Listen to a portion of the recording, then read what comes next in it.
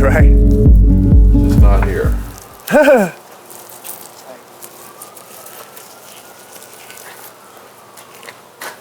We're on TV in there. Okay, great. Uh-oh. So, Hi. but there's no audio, so you don't have to watch what you say. Except for those present. Yeah. I'm an amateur, so I'm a beginner, so you don't have to worry about anything.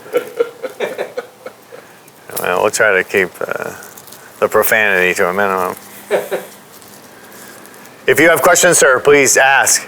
Right now, we're going to be putting together a landscape here, and this is my first look at these trees in person. So I'm doing a light cleanup on them and just starting to get things prepared as we get going. But if you have questions about anything, please, good time to ask. I appreciate it. No, I'm still, I killed my first tree this summer, so I killed, Well, congratulations, you're on your way. yeah. Do you know why? Yeah. Okay. It was a Fukian tea, Uh-huh. and I over-fertilized it. Okay. That was a mistake. Well, as long as you learn something, Yeah. it's part of the process. Now I have a trident maple, and it's a kind of an upright. And then I just got a little black olive. It's a very small plant and a jade for my granddaughter. So, That's good. but I've noticed that now I'm starting to zone in on it. When you're doing the shaping, you try to go for like a triangle shape, right? A triangle sometimes. So, Depending yeah. on the style you're doing. Depending upon the style. So, and depending upon kind of the type of style you're going for.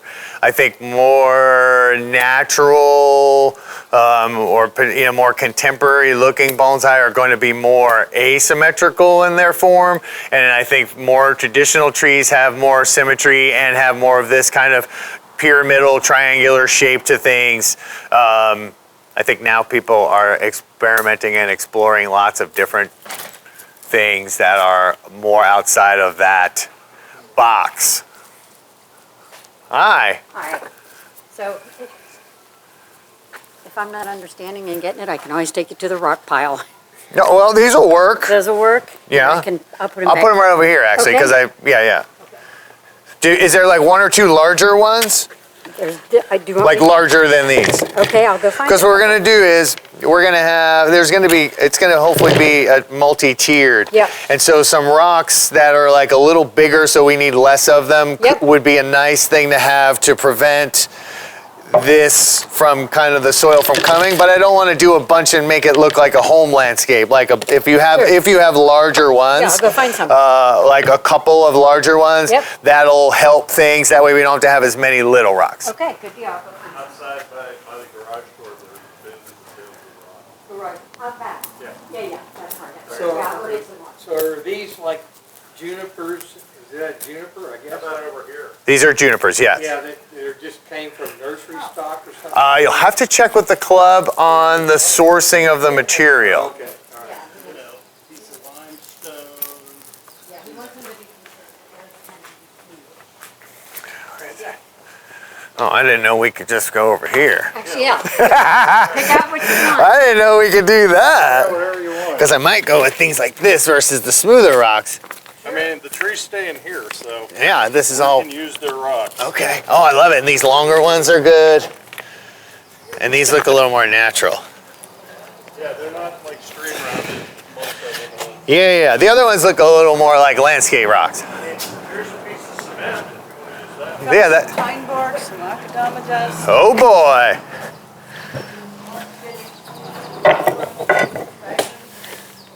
And John's looking for potting soil. Wow. And I got some pine bark right here. Oh, okay. You gonna take our beginner's class?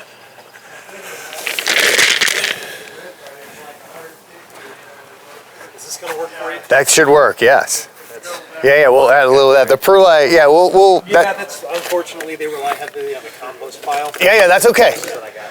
That's okay. We're making it happen. Yeah, there's like about, I don't know, maybe 20, maybe 18. I don't know how it works this morning. I have 4 people signed up.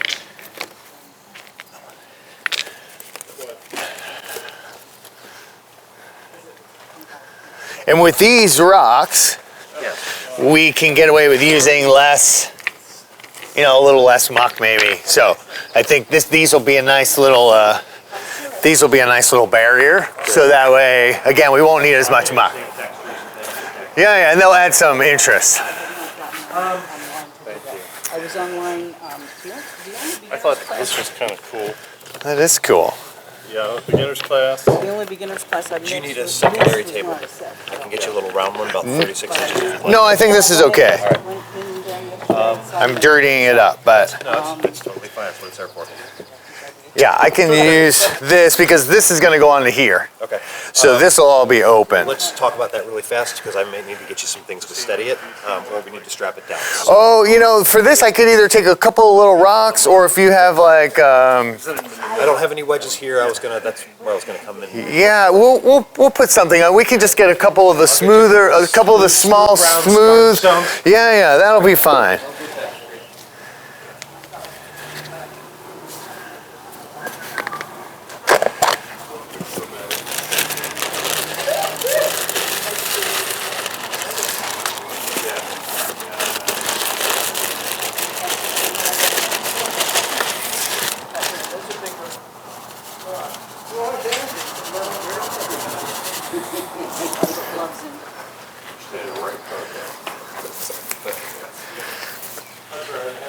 What else do y'all need? Do you know water? I'm not sure. I'm gonna start getting this together, and I have some water in that spray bottle too. Here's your prop rock. But yeah, I think this is going to be. The hole that I found back there was pretty shallow. It looks like you got enough. Maybe. We're gonna add a little of this, And a little bit of that. a little of this, and a little of that, and as long as it sticks together, we'll be just fine. You know, when I first mixed up mud, I thought, that might clay, where do I find that in powder form? Do you know that women's clay face mask is that night clay? Oh, I did not know that. Yeah. So if you want to get it, you don't have to order it for $50 at here. Right. I couldn't find it in the end. Yeah. But for some reason, I had a clay mask at home, you know. Uh-huh. I grabbed it to use it. I thought, that's not clay. Huh. Oh, the doggone. It's always cheaper to buy things from the non-bonsai Yeah, ones. yeah. Oh, I'm sorry. I'll give you some more water. I think we're good. We're good? Yeah, thank you. I think this is I think the consistency of this is good. All right. And yeah, and then if we have, yeah, this is nice. Some sphagnum moss, because I don't think we're gonna have enough of this to cover the muck. Mark went to get. Oh, he did. Okay, he was gonna run to his house, maybe. Is that or some here? Oh, no, that was John. Mark Oh. is the general manager here. Oh, And they okay. have it here. Oh, okay, good, So, you know. good. What are you playing with his butt for? My goodness, I wish I had a camera for that. On the mic because Am I yelling? he's talking in his presenter voice. Yeah, and I'll wear a mask. So It's the tree particle that's on your. Okay, now okay. you know. Thank you. That's plenty. That should be enough muck now. And if we have a little extra sphagnum moss for the thing, then I think we're in good shape. And I don't. And we got some rocks.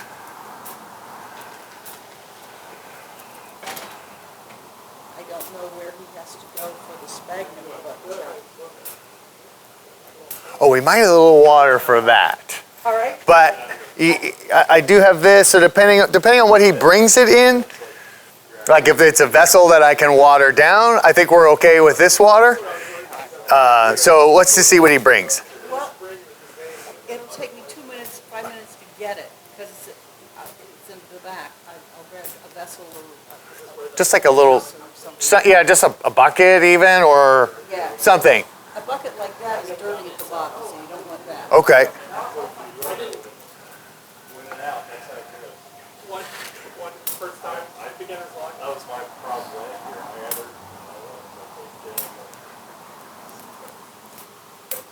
so I was in a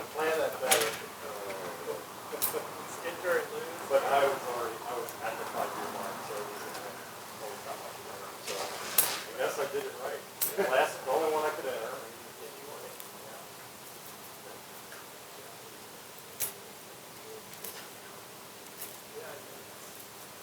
The hardest thing.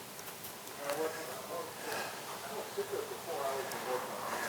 I'll work on it. Yeah. Now you gotta sit down and just do it.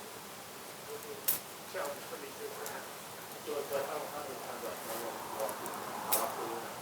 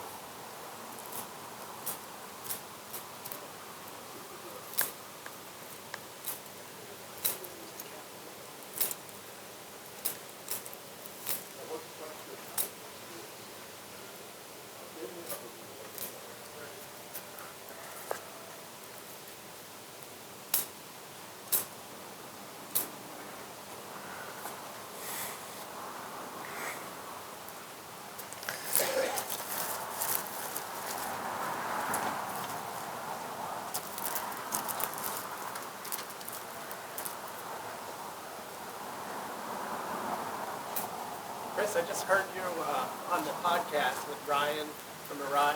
Yes. It was a pretty interesting story you had. Yeah, thanks. We just recorded this follow-up last week, or this week, or Tuesday. Yeah.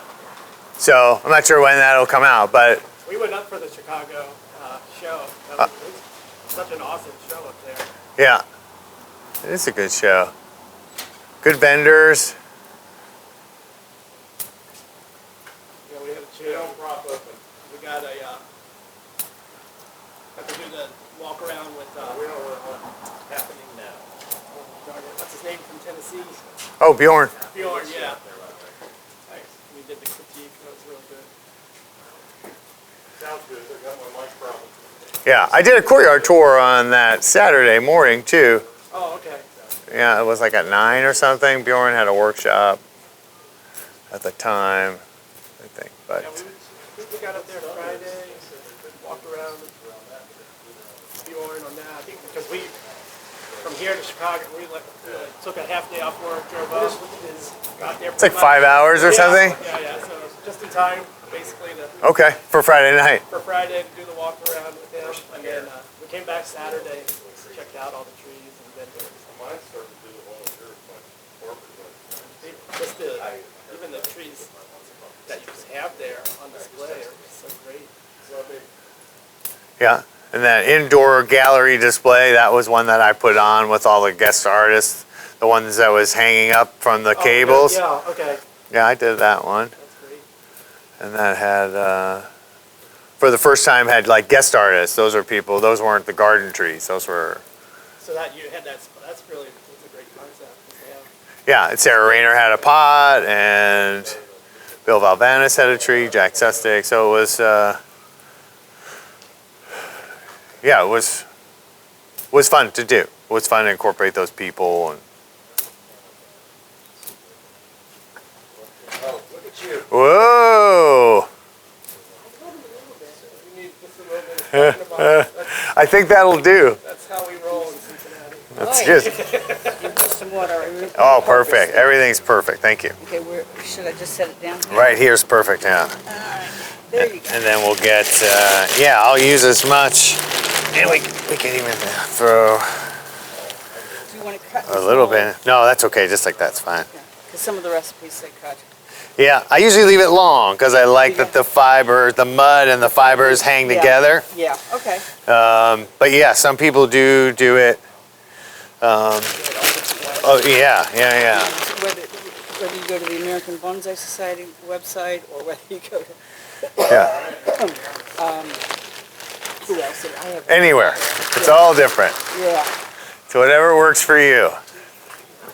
that's going to work. At the end of the day, this works for us. That So works for us, yeah. that's good. All That's right. good. Thank you for your help. Anything else you need?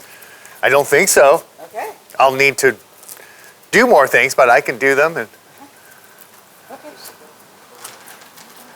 entertain. And you're officially off the clock. You're patron now. You can sit down right there in the front And I row. want to do that all day long. Ken is my volunteer. And so is Bob. You didn't sign up for this spot, did you? No, I Yeah, didn't sit, sign up for sit your ass down. Whoa. I'm sorry. I invite you to sit your ass down. Please. Please, you need some honors. Yeah, we did. Okay, okay. Joanne didn't take too kindly when I told her it was mandatory to listen to Brian's podcast with you. Yeah.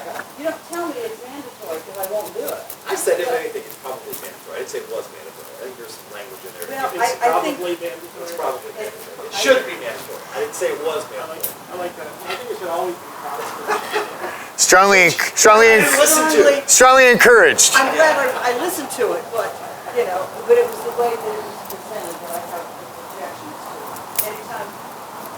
Anytime a male Anytime tells you what somebody to do, I presents get something it. to me in a random down your throat fashion, I will walk away. It wasn't my, Yeah, you don't ram down anybody's throat, you just don't.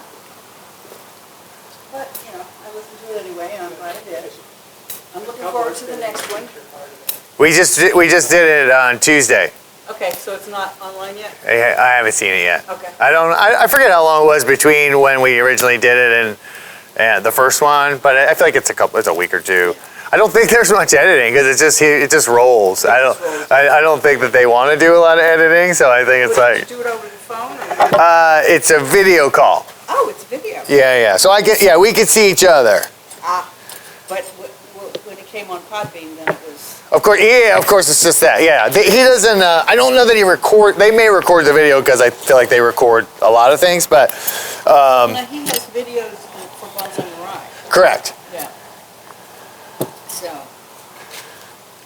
But I don't know if he records the video portion of the podcast. got it.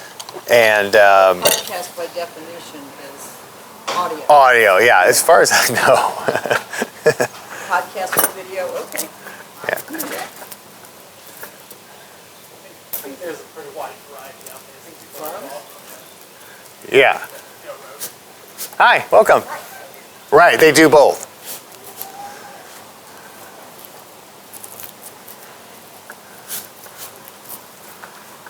If you guys have any questions, I'd be happy to answer. Just here to watch, I guess, more than anything else. All right. So I see a big slab and several trees around you. Are you doing like fruit planting? That's the plan. That was the plan. We're not going to use all of them because I don't know that we'll have the room, and I don't want to crowd them up. I'd like it to have some action to it, so I don't want them to be too. We'll see how it goes. This is the first time I'm seeing these trees in person, of course. So right now I'm just trying to clean off some of the stuff and get them a little bit into a little bit more scale and proportion and get some of the rough stuff off. And then as we start to get them on here, we'll start to tweak them. But this is certainly going to be the number one tree. Of course, it's the biggest tree. It has the most character. There's a lot of room for deadwood stuff here. And I'll try to get some of this.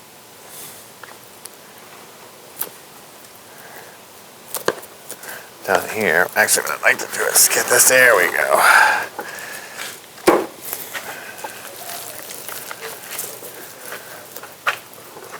So this tree is cool. It's got some cool stuff going on at the bottom. It has the potential for some good deadwood. Yeah, we're going to be pruning the roots. We're probably not going to do as much wiring because we're doing a lot today. So we're going to prune the roots. We're taking some foliage off, and then the potential for doing a lot of wiring, I don't think we're going to do. So I think we're going to set up some of the primary structure and do the pruning, and then do more of the root work so that we could get it onto the slab and get it going. So I'm just brushing. Yeah. We have the potential of all of these trees. So once I get done with the first one and get that into place, then we will look at these and see how they all might fit in.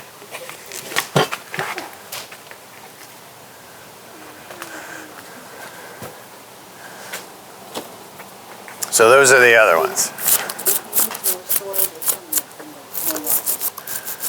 Bonsai soil. Oh, okay, Bonsai soil.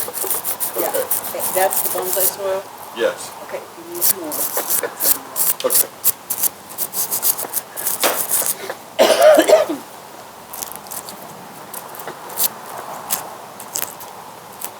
So I'm just trying to brush off some of this loose bark. Junipers have a beautiful red color underneath there if you get to them. Some people brush, some people don't. I usually, especially if it's the first time kind of seeing the tree, give it a good brushing. You can overbrush it.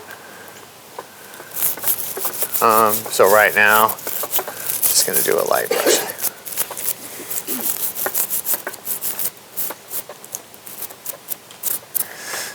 Okay. And then we'll see if we can work this deadwood a little bit. How old is that one? It's pretty old. I don't know. Who sourced the, you guys know? He's not here. He's probably in a lot of. Yeah. I just saw him back in the Bonsai room. Oh, did you? Okay. He'll be out. He'll be outside. We'll fix it.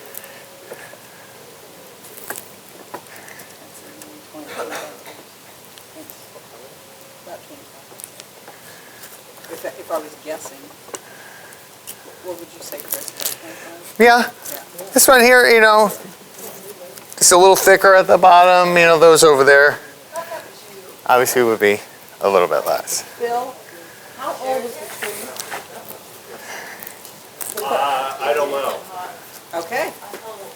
Then our best guess is 2025. Say like 20, 25. Yeah, Estimated age. estimated age.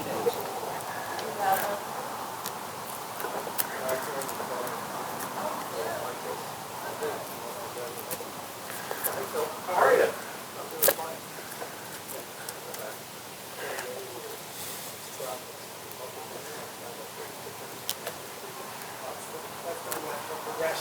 Yeah.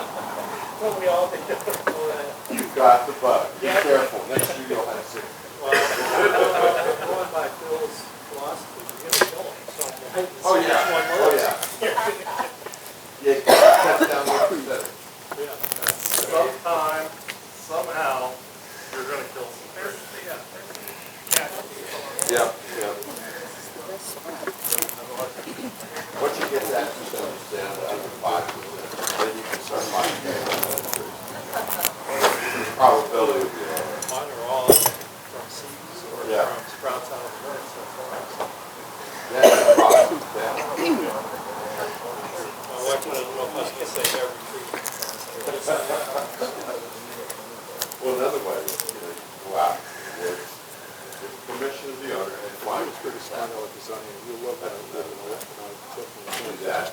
We only have a few minutes. Will we be disruptive if we're up here? No, and that won't disrupt me. It won't matter. Not to me. All right. Fall and mark it. So you know what it is, when you mark it, and then you come back. Of course, if people are in trouble, it's really got to look at that. So, that's another way.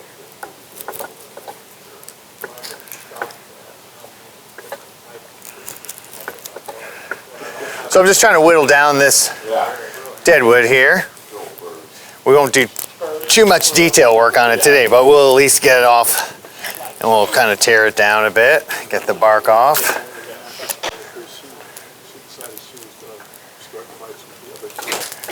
So I like to just grab and twist when I'm doing this. Gives it a more natural look. This is just a pair of pliers. These are gin pliers, but they're pliers. Regular pliers from the store work just as well. So I'm just grabbing and twisting it and letting the natural grain of the wood kind of dictate how it tears, because then it looks like obviously it really happened. I'll use, if it's thick like this, I will use one of my cutters to just kind of slice into it and free up the end, and you can see where that lifts. Now this is old dead wood, so this is already dry. When we have fresh dead wood, like a branch that was otherwise alive, that wood is much softer and it responds differently. When it's older like this, it's a little more brittle. You can hear that snapping noise, but it will still pull along that grain line. And again, the reason that we're doing it like that is so that it looks, if a tree were to naturally tear in nature, that's how it would tear. It would tear along the grain lines of the wood. So I'm just doing that. So it's just a personal taste and a feel, how much you want to take off, where its location is. You know, we want this main trunk to be the thickest part. So these are pretty big. So we want to reduce the visual weight or the mass of these deadwood pieces so that the trunk is really the dominant part here, and these are just giving little points of interest on the way up.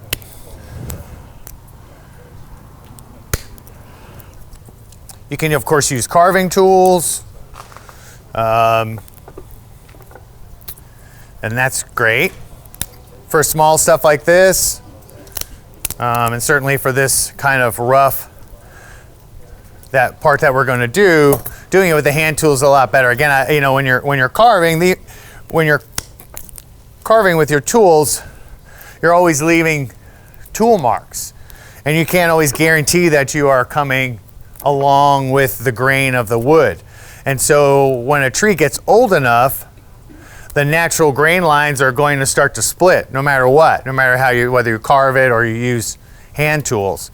And so if you're, you know, what happens is those grain lines start to open up in opposition of where you've carved, and now you have natural grain lines and you have carving lines. And I've never been fond of that look. And so as much as possible, I like to use this technique and tear the wood like that.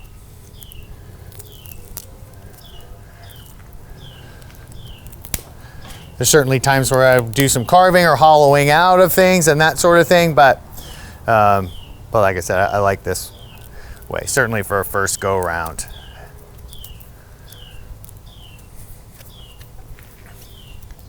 If anyone has any questions, please feel free to shout them out. I'll try to explain what I'm doing, but if it gets a little silent, just let me know. Feel free to pop up here too if you want to get a closer look at things. Hopefully the sun will come out. It'll get a little lighter in here. The warmth's okay. I'm warming up by doing this, so I'm all right.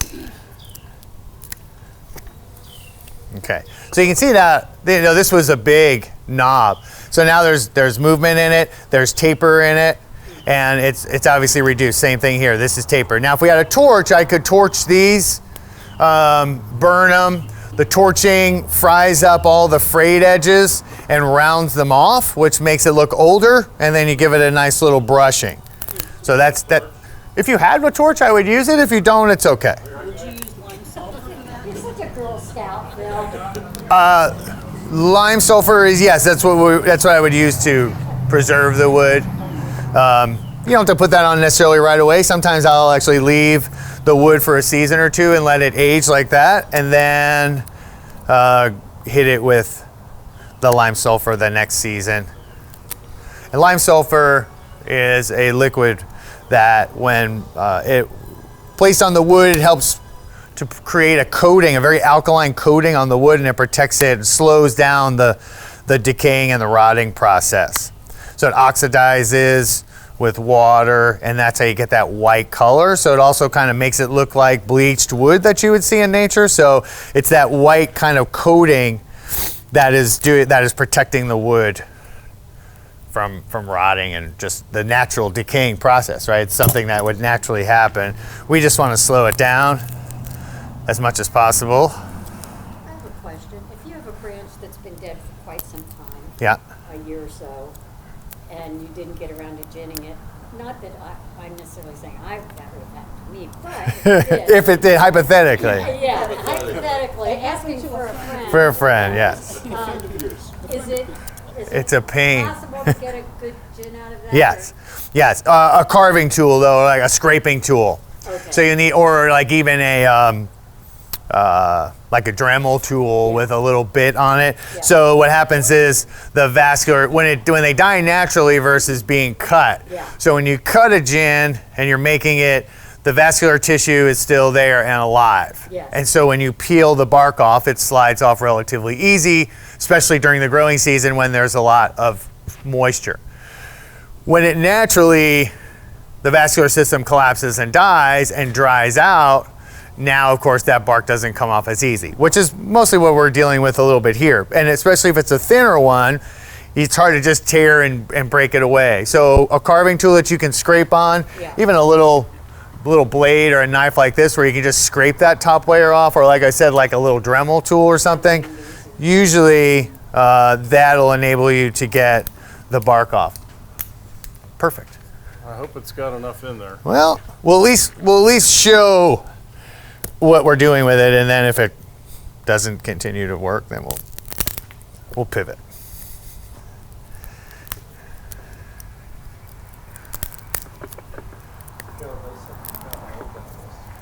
I don't know. Like 20, 25. What's important is how old we're going to make it look. Yeah.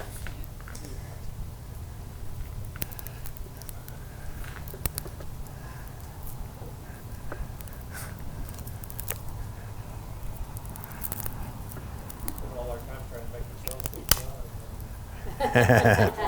Old, makes us feel better.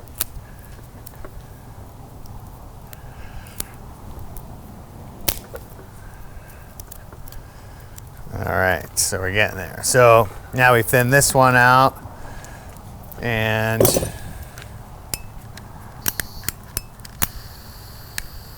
so we take our little torch, and you can see how it's like lights up. It's reasonable to have water around when you're doing this. It smells good. And you can see like those little highlights, see all those little things, those little burrs, they're all burning off.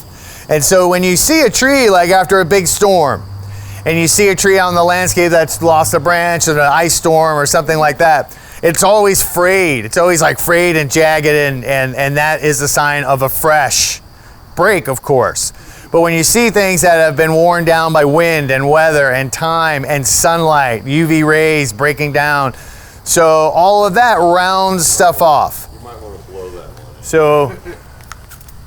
So when you, there's no fire alarms in here, right? So when you, by burning it, you're rounding off and softening off all those edges. Of course, if you are ever doing it near foliage, what I do is I use wet rags and wrap the foliage up in the wet rags. I can feel that the foliage is not getting hot at all. I also know I'm not hitting anything that's alive. The live vein in the vascular system of this tree is on the other side. So normally I would wrap this with wet cloths and go through all of that to protect the live stuff. But there's nothing live on this side, and we're doing it very much on the periphery. And so I'm not too worried aside from the small fire, which I think we've got covered. So this is a great way to age stuff in a short period of time. And then you can take your brush and brush it off, and brush off all of those little burrs.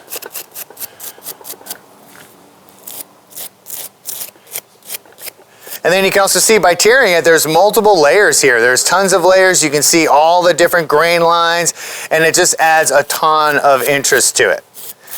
Different than if you tried to carve it.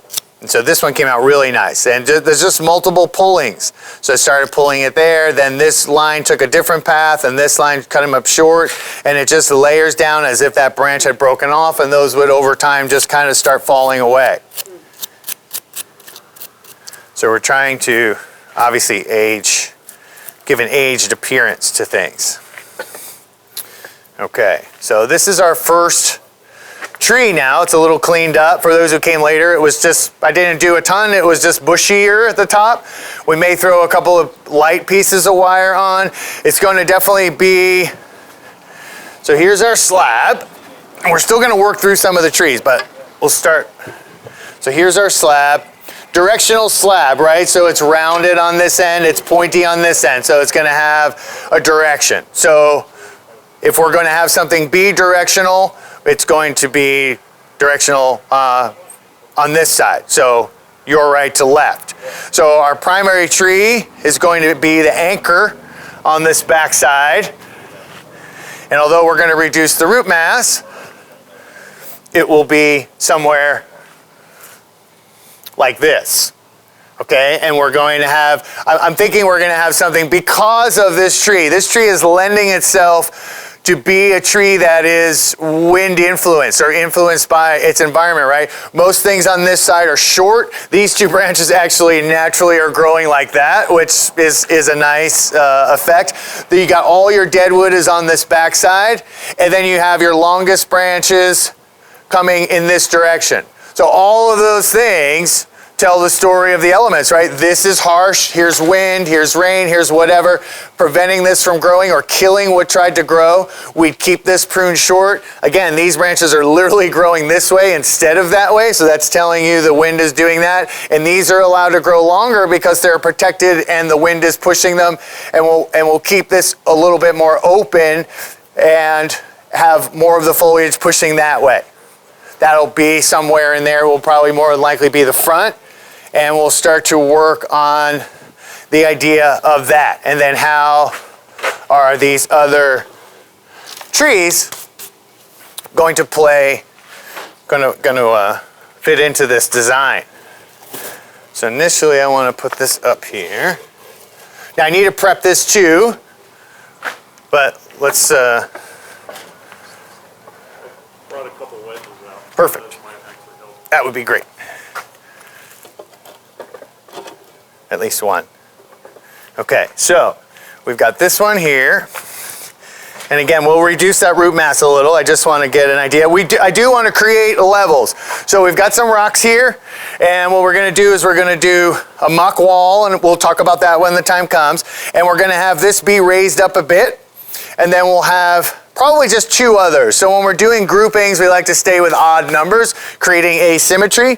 And so we will look at the rest of these. Now we could try to cram them all in there, but I kind of feel like based on the material we have, that I think we're better off with trying to just use 3 of them, which will allow us to develop each individual tree a bit more as an individual and having its own identity. The closer we get things together, the less of an individual identity they have and the more of an identity of the overall arching feel of the design.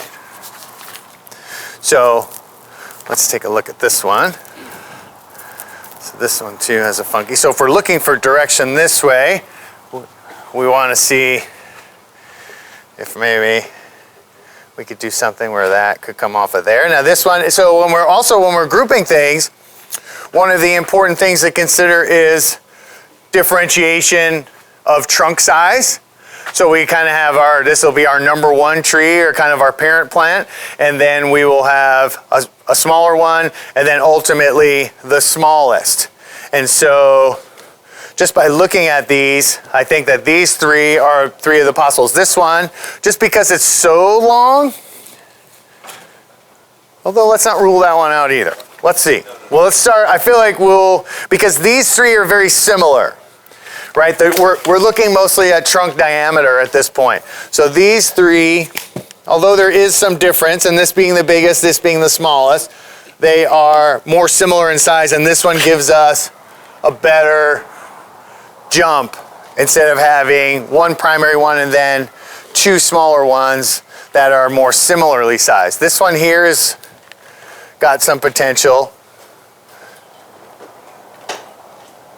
as well. So let's dive into thinning this one out a bit and seeing what's in here. Again, we want it to kind of be coming in this direction. So we want to make sure that things are growing in a manner or that we can manipulate them into doing what we want. So we're going to take all of that off.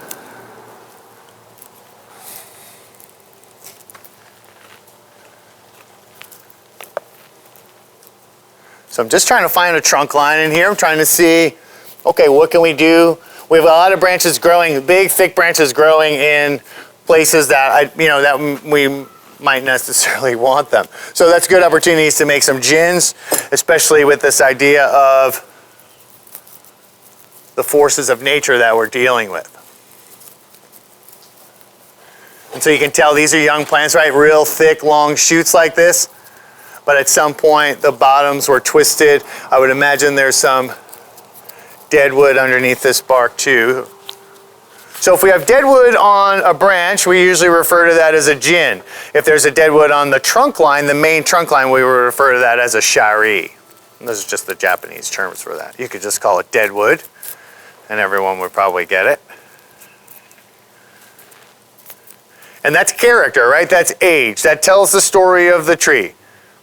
That's all we're trying to kind of do with all these little features. How can we highlight the interesting features of the tree, which is, in here is this, the base of the tree and all this movement. There's actually some more dead branches here that we can evolve and can be worked a little bit. And then you have the motion of the trunk line, and then of course the way the branching lays out.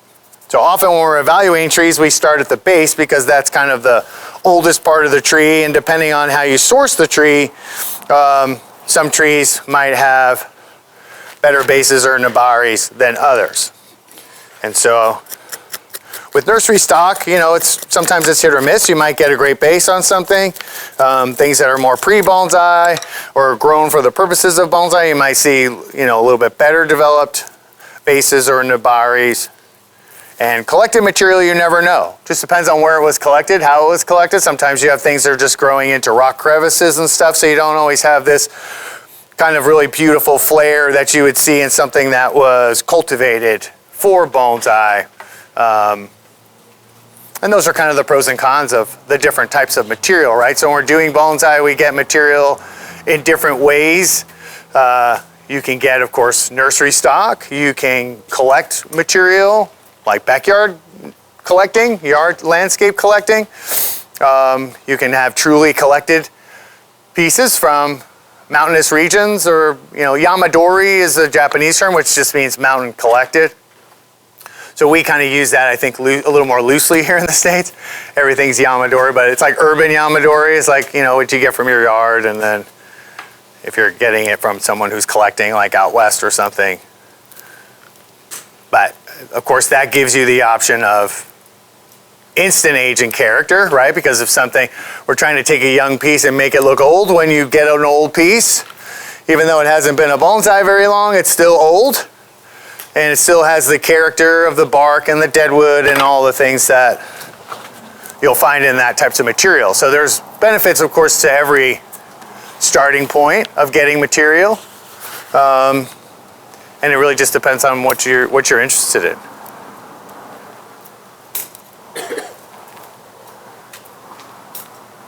So at the Botanic Garden, we have about 300 trees in our collection. Probably 170 different taxa at this point, so meaning different species and varieties of species. So lots of different trees and shrubs, woody plants can be used to create bonsai.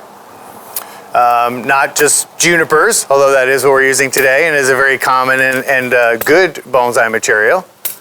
I think for people my age, the Mr. Miyagi Shinpaku juniper was kind of the first time we ever saw bonsai. Okay, so now we've opened it up, we've gotten down to some basic structure. Okay, and all I'm looking for when I'm doing this is I'm looking at what are the primary features of the tree. Where are there interesting features and things we can focus on, and what are the things that we might want to be able to conceal or eliminate or limit in the view. So again, young plant that was at some point let to grow, right? I feel like it was getting trained, and then this might only be a year's growth. I mean, it might, or it's just like boom, it took off, it's young, it's healthy, it sent up some thick runners. So we have a reasonable taper here is a little reverse taper, meaning that this gets thicker than the lower part. Okay, and that'll happen when you have large branches on young plants feeding in, or on any plant, but when you have a junction of large branches feeding into one area, the trunk will swell much more quickly, of course, because it has to accommodate the exchange of nutrients and water coming back and forth. So,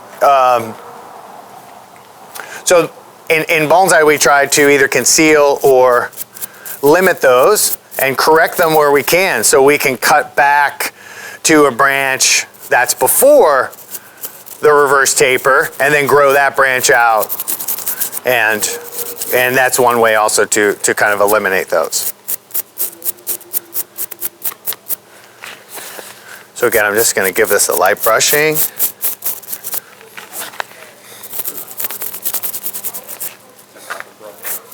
Brass. Brass or nylon is usually good for this kind of work. Now these, usually with these I'll take a while. I'll actually use this little paring knife, and you can come in and just like get the tips of the bark like that and kind of peel it back. Usually with junipers it could be a multi-step process to even getting down to the really nice red bark. It's nice I like to pull them in if we've had a few days of rain, and then like pull in a couple of junipers and just like go to work on them, because the moisture, the rain over the course of several days will get that moisture percolating all the way through the layers of bark, and so you can get more off at once. When it's dry, usually I'll wet them too, or just spray them with a spray bottle, but if it rains for a couple of days, it's a great time to do it. Okay. So I feel like we've got something here. We can, this might have to go, and then we can maybe gin this, and then this can pull over and we'll gain some taper there. This is really kind of strong, or at least we could gin this top part of this. So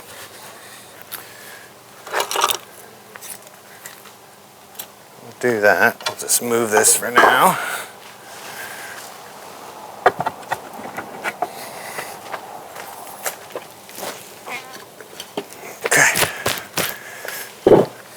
Yeah, so we'll at least gin the top of this. And I will show you guys how I gin live stuff. Pretty simple. So first thing we're going to do is remove all the branching off of that main branch we're going to gin that we don't want.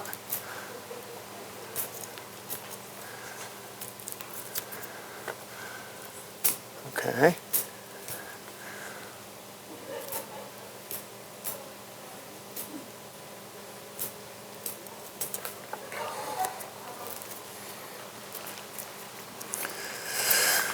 Okay, so we might try to keep this piece just for the short term. Okay, so now we've isolated, so we're going to leave this one little branch here, and we'll leave this. This may go, but we might be able to turn that this way. So you can always remove it, right? So we'll start off slow. First time I'm really seeing these trees and getting my hands on them. So what I like to do, it depends. If you're not, in some circumstances, it doesn't necessarily matter how far you pull the gin down. But because I want to keep this and potentially keep this vascular system intact, I'm just going to take my tool and do a little ring around the bottom, and that's going to be my end point. Now I don't want it to stop on a perfect line, so we'll embellish that once we get to the point, but I don't want to worry about it tearing down to a point where I don't want it to tear at this juncture. Then what I'm going to use is my pliers and just squeeze it and move your way up and down the branch. Now you can feel the bark and the vascular system start to separate. You can also grab it and kind of do a little twist. And certainly during the growing season, when there's a ton of moisture, it peels off very readily. So these trees are still flowing some sap, and this is peeling off. Not much more difficult than a banana peel. Now again, we had a conversation of if you have a branch that died and you didn't get the bark off before it died, it's a different story. This is otherwise healthy tissue, otherwise a healthy vascular system, and so the bark will peel off much more easily. If it dries on there, then you have to scrape it. Okay.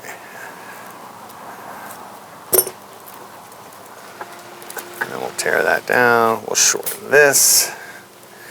Now for this, is a little thinner, so I won't be as aggressive with this grabbing and twisting. Whereas on the other one, I was really trying to remove. But this, I just take the tip of my pliers, and I could do the same thing. Just pull it, come over here, just grab a pinch of maybe a third, and just pull it and roll it down. And then come to the end, grab a little pinch, and just roll it down. Okay? Now, this is still flexible, right? Because it was fresh wood. So we can manipulate that. Once it's hardened, once that wood has dried out, it becomes more challenging to move it, but it can be moved. If you were to wrap this with like a little paper towel, a wet paper towel, and put aluminum foil over it, and you got this little torch here, you could heat this and bend it. What you're doing is you're heating up and softening up the resin.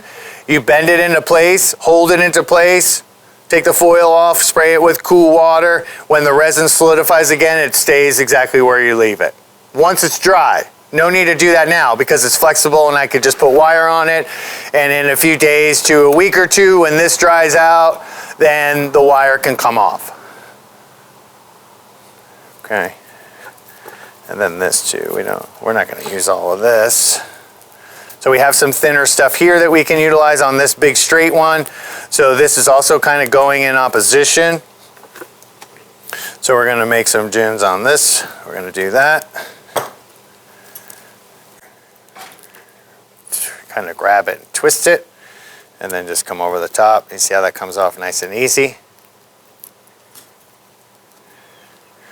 And then just give a pinch and grab it and pull. Pinch.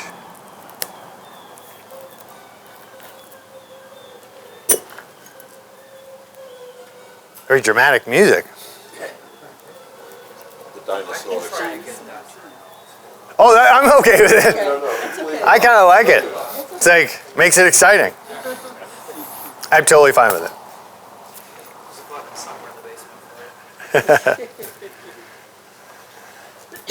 So if the branch is already dead and you're wrapping it and heating it, is there a length of time that it's dead that you can still do that, or?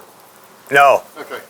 No, I bent some wood on a Rocky Mountain juniper that was collected last year that, could have been 100 years old. So yeah, that that resin is in there. Now there may be a point where it gets more challenging, but the stuff that I've bent, I haven't had any issue with the older stuff.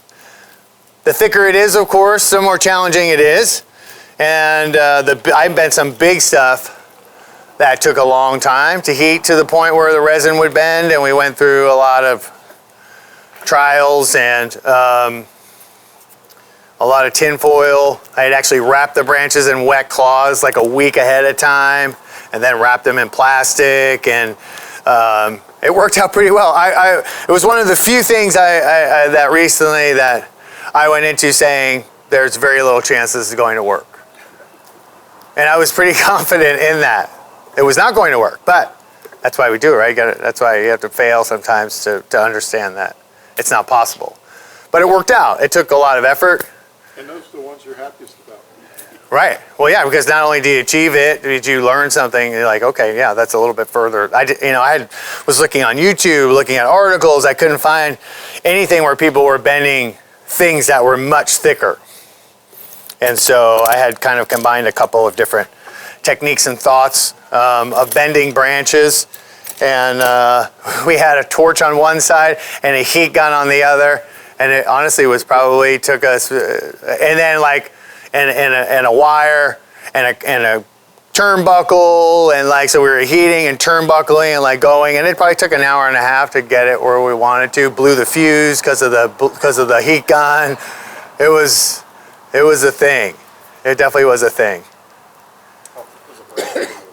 What? How thick was that branch? There was that one was actually probably about that thick, and it was like, it wasn't round, it was kind of flattened, and so we heated it again from both sides. Actually used a branch splitter once it got soft enough, and a branch splitter is a tool that just comes through, and as it's named, is meant to split branches. I didn't split it, but I got it in and just wiggled it and just started loosening up those fibers. It was soft in there, but again, it was very old wood, and I was very pleasantly surprised, which is good. It's a good day when you can do that.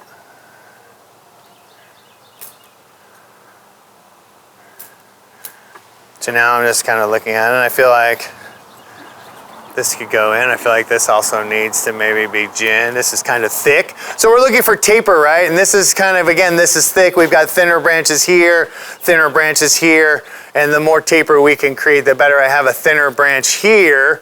This goes very straight. So I'm thinking that this one. So we're gonna gin we're gonna gin all the things that I don't think are going to be useful. That doesn't mean that they're all going to stay gins, or that they all have to stay gins throughout the course of this tree's life, right? Trees evolve, styles evolve of the trees, the design evolves over time. So what we're doing here today is the foundation,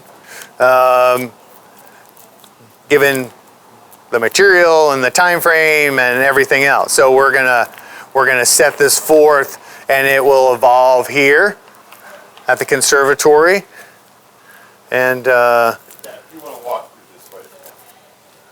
When you're doing a forest planting that is going to incorporate gin, Ushari, are you thinking about the placement just with where you see the opportunity on the tree, or are you thinking about like where this may be in relation to the tree next to it? a little of both. Right now, I'm kind of focusing on branches that are not going to be a part of the design, independently of anything else, right? And then as we start to move the trees together, we can start to see how those elements start to kind of come together. And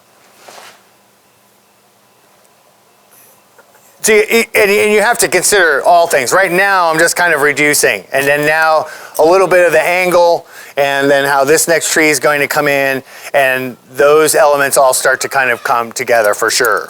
For sure. Now, I know that this branch would have competed with that just by, knowing the direction of that tree. But once we start to put them together now, right, this one will more than likely go here. So we have this big branch. We also, of course, have the opportunity to rotate this slightly. And then we have this can kind of maybe fit somewhere back like that. And we'll look to kind of move those. And then we can see where this other tree might fit in. So let's pop this back up here.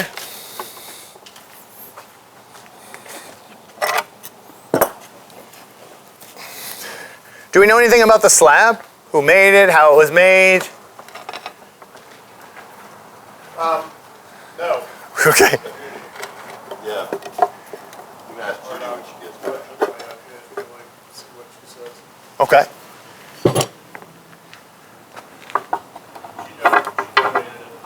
Cool.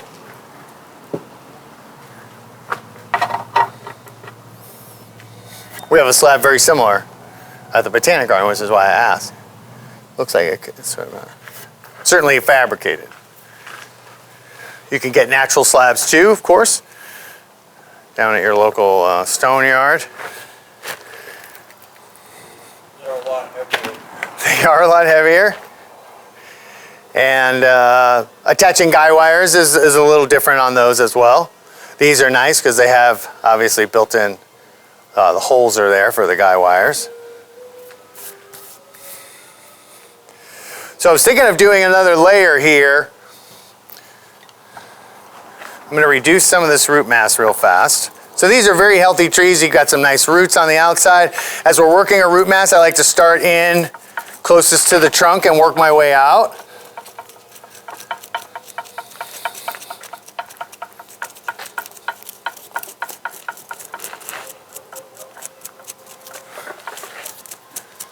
This also expose a little bit more of that nabari and help us kind of pick the, tweak the angle of the front perhaps.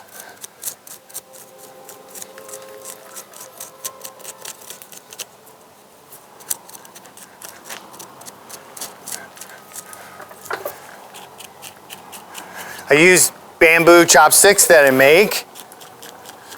These are much sturdier than Chinese food store ones, and it allows me to get a little bit of an angle at the end of it. So I can use that angle when I'm pushing soil in. That helps kind of push soil up into the root system. They're pretty easy to make with a piece of bamboo. Where do you buy the rounds? Oh, we had a bunch at the garden. So, but you can get them, I'm assuming online, or... Mine sells them, but they're really expensive. Yeah. Brian, Yeah, I'm sure you can buy the rounds, or you can go to, sometimes craft stores will have bamboo and that sort of thing, or just some other online source. But we happen to have some at the garden, so I grabbed some, and I'm starting to run low myself.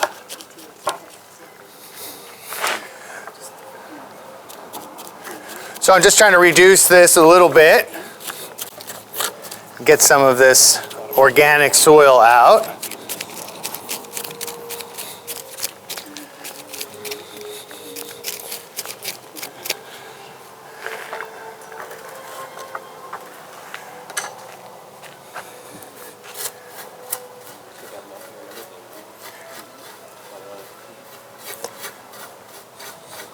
Okay. So I like to use a different scissors for my roots so I don't mess up my good ones. And right now I'm just looking at thick, woody roots. These roots don't really have much in the way of fine feeder roots on them, and they're not providing much resources to the tree.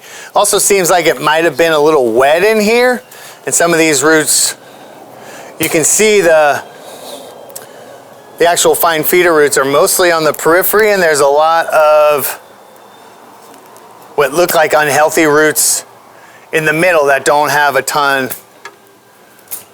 of feeder roots on them. So we're not going to take a lot of stuff that has feeder roots. We're not worried about getting it into a small container. We've got plenty of room on here, and we can move around the roots that we have, but I like to remove things that look unhealthy and things that are really overly thick or that don't have much in the way of feeder roots attached to them. Long leggy stuff, we can just shorten. But these are white fine feeder roots are the roots that we really we want more of. Okay.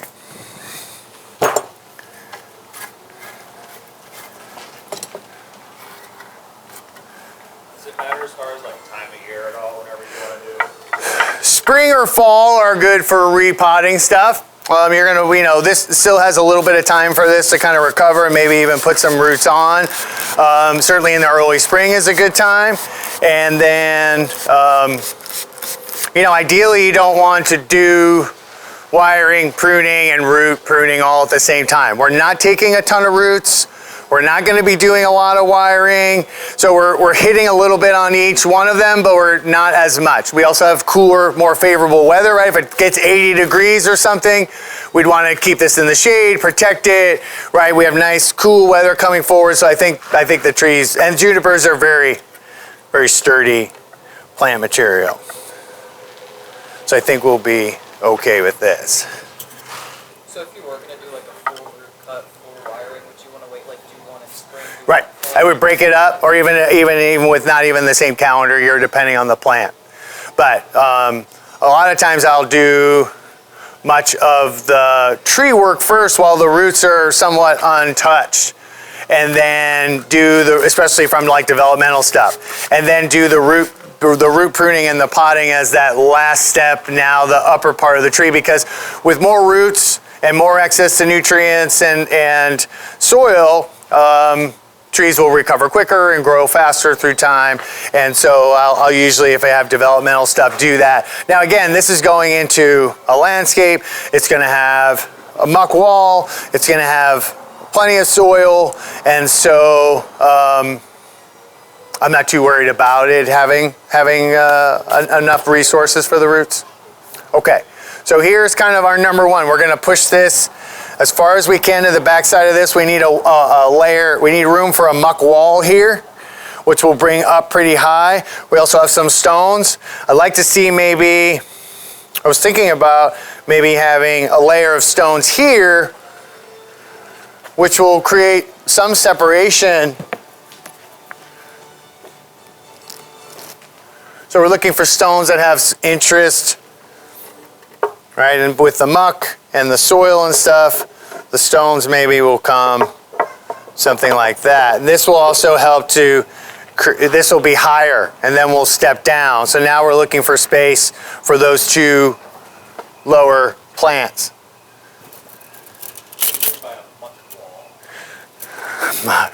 A muck wall.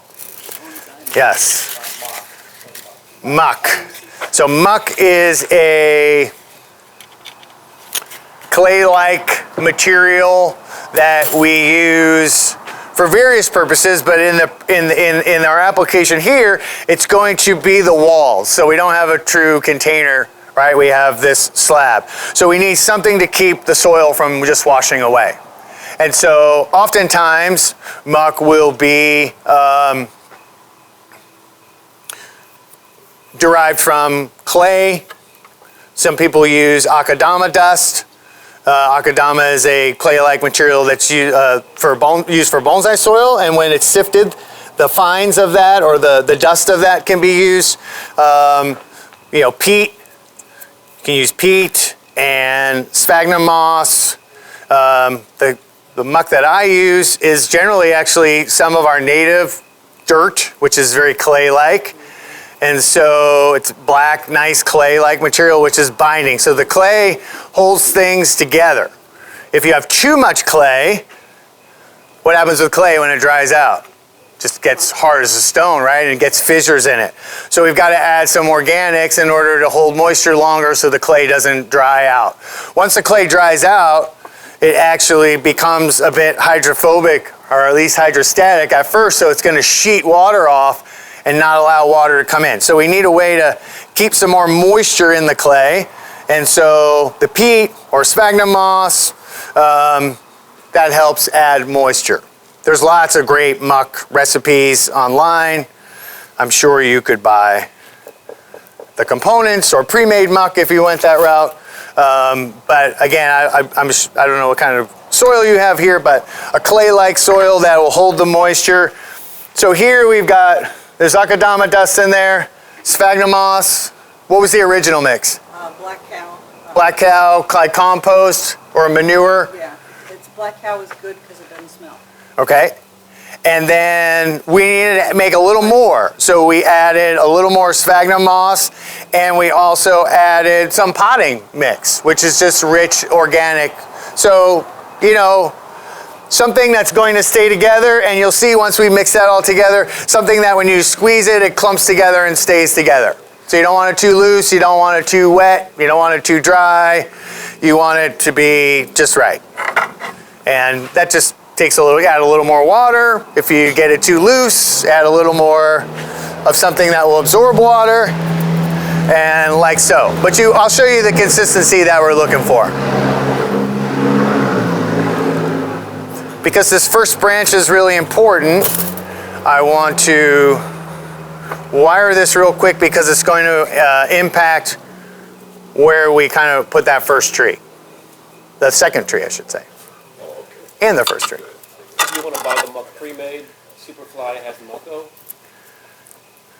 There you go. Or I bought it from the Bonsai Learning Center, much better price, you get a lot more. Yeah. I think they're North Carolina. North Carolina, yeah.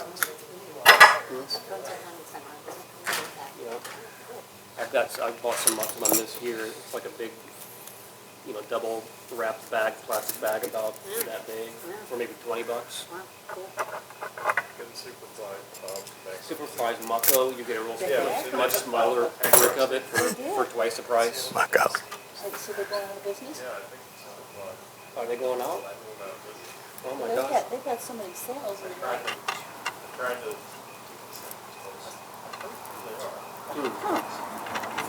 I just saw him at the national show. I think they're doing restructuring, so. Yeah, maybe that's why they wanted to get rid of all their inventory and sold it for 30%. maybe.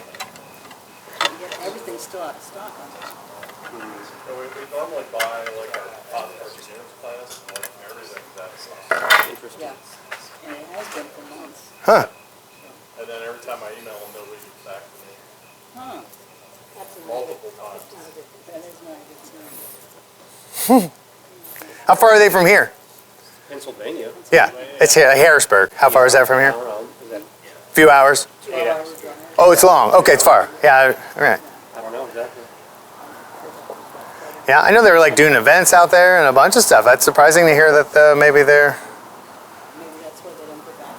not doing it. Pretty sure they filed for bankruptcy protection and restructuring. Well, that's a shame. It is.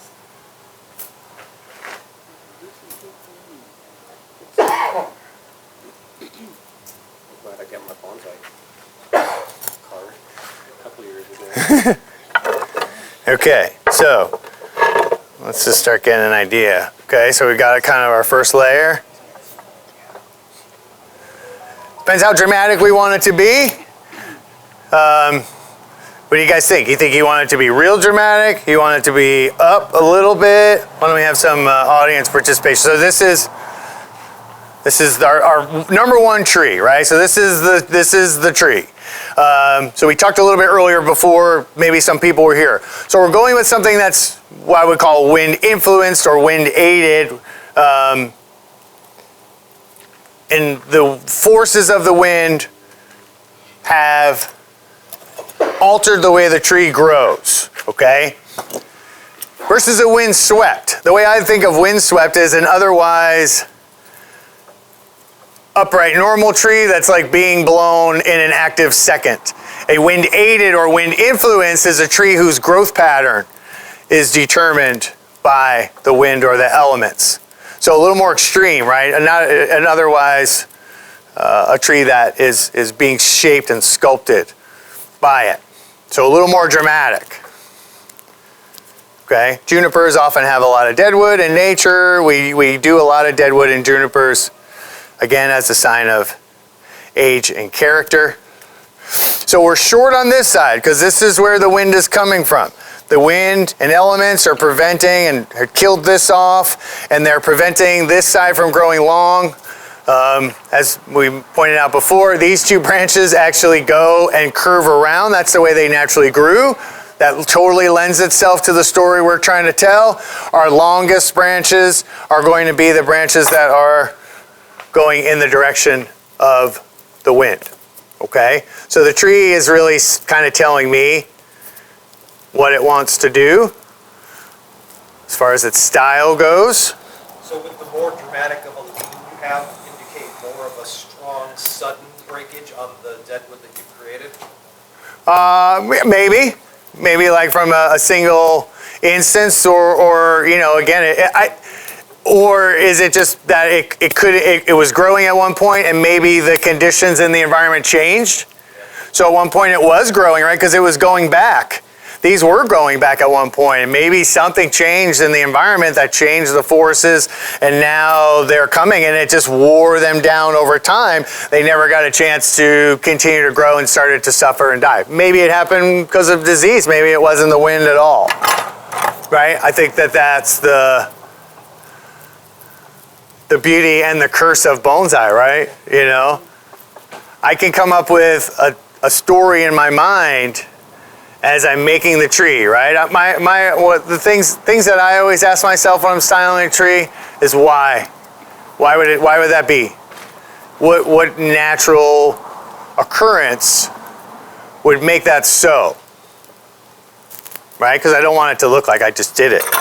I want it to look like it happened. So where's the story? So my story of how that happened is based on my opinion, my experiences, both with bonsai and seeing trees in nature. And I could spend years styling a tree with that story in mind. And as soon as it goes out for public consumption, everybody has their own story, you know?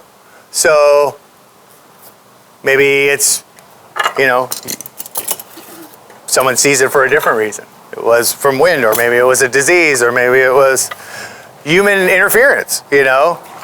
Climate change, whatever you want your story to be. How many trees are you trying to fit in? Well, I'm not sure. 3. We're starting with 3, and then we're gonna. It may go. We may try to push to 5. We'll see. I think 3. Now this root mass is a lot firmer than the last one, right? The last one kind of fell apart a lot easier. So this guy's probably been in this pot for a longer period of time.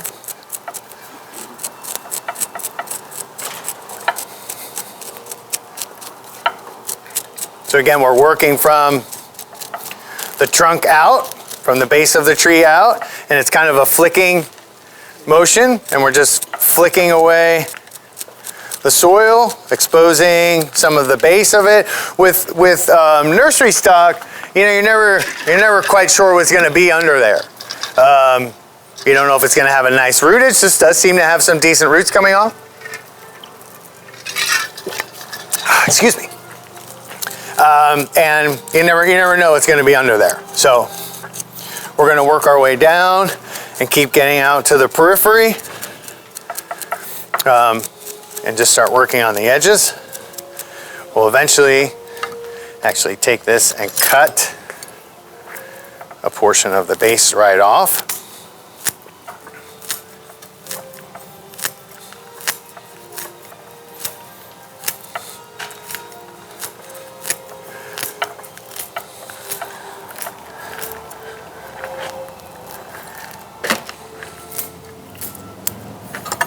Okay. Same thing, just keep flicking.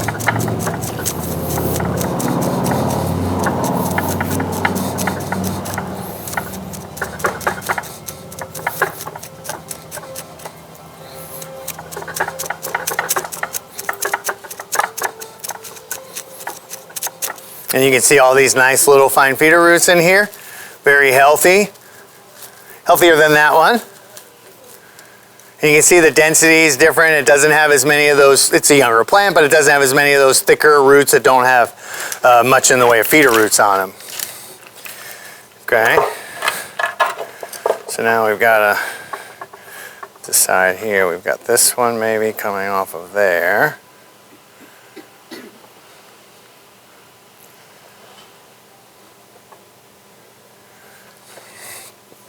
Okay, and we can create depth, right? So these are in a line right now. So we definitely don't want that. So we want depth in our composition. So we're gonna take this one and we're gonna put it towards the back, and then our next plant can be here.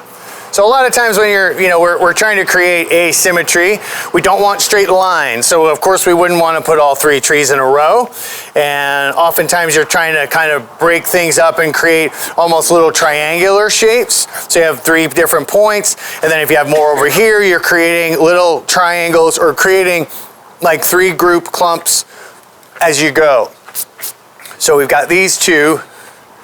And if we're going to do that, we might want to bend this way. So I'm twisting and bending. My wire is put on in a manner that allows me to twist and bend it at the same time. And so it's tightening the wire as I go. If I was going to rotate this branch back, it would loosen this wire, thereby eliminating the effectiveness of the wire to protect the branch. Because as much as we're using the wire, of course, to manipulate the branches and put them into a place where we want them, it's protecting that cambium layer or the vascular system of the plant as it holds on, and so you're bending and twisting. So not only are you distributing the force of the bend throughout the branch versus on one focal point, you are slightly tightening the wire as you twist and bend it. And depending on the species, of trees, you have different amounts of kind of leeway as to what you can get away with. You have very flexible plants. A lot of times you can get away with not being perfect with your technique. If you wire something that's brittle and go to bend it improperly, a lot of times you'll get a snapped branch. So, something to consider. Okay, so we've got, and it would be nice to see the trunk line. So I don't necessarily want stuff that's blocking stuff. And this big branch here is so dominant. Otherwise, we could potentially move this other tree a little closer, but I think this is going to spread it out. So I think that that's pretty cool. And we could put a little bit, again, the three major things we can do to a tree in any given time is foliage pruning, root pruning, and wiring. So these are not going to be wired to the hilt. I probably put some wire certainly on the deadwood, a couple of things here and there that are essential for the placement of trees, but these are not going to be like finished out and wired out because we're doing a lot to them today. We want the conservatory and the Bonsai Club to be successful in taking these into the next step of their journey. So we're going to go a little bit easier with that, but we'll tweak things. Okay, what do we think?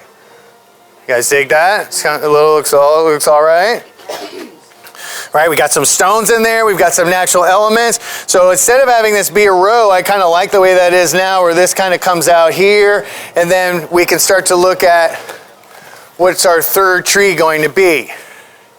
So I mentioned earlier, when we're putting together multi-tree groups, trunk differentiation is one of the key things that we consider. So we want to find trunk differences. So of course we have the big trunk. Here now we have a smaller trunk, and all of these are smaller than that. So that's going to work out fine for us. But we also want to find a plant that's going to work. Now this one's like really long.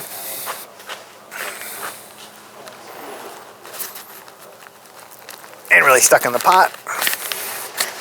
We'll leave it in the pot momentarily. So that could come there, but these are more condensed, and then all of a sudden you have this really long one, right? So I don't know that I like that. This one has more branching in close and is a little bit more reminiscent with these kind of branches as that tree. So I kind of like that, right? The same forces of nature that are creating this tree, right, are going to create this tree and are going to create this tree. So if we have this tree looks vastly different than that one and this one, of course that doesn't make much sense. So having one like that, I think, takes it out of that realm. And so here we have this one. It's smaller. We can put it, so there's a couple things. If you're doing a forest planting, now this I would call more of a landscape, right? A psyche or a landscape. But if you're doing a true forest planting, it's nice to have your small trees in the back, small trees on the periphery, and oftentimes small trees in the front, because you have your number one tree or your number two tree, your parent plants are in the composition, and then the smaller trees would grow on the periphery because that's where they can get light, right? It's just like driving down the highway. If you have a forested area, the smaller trees are going to all be on the edge. It's a lot harder to grow in the middle than it is to get light and resources on the periphery. So you can do small trees towards the back and create depth, or you can do your small trees also towards the front. Now in this case, we could try to put this small one here and have the bigger one here, and that kind of creates depth, but I like this one back here personally. Yeah, let's try it. I'll give you guys can take a quick look.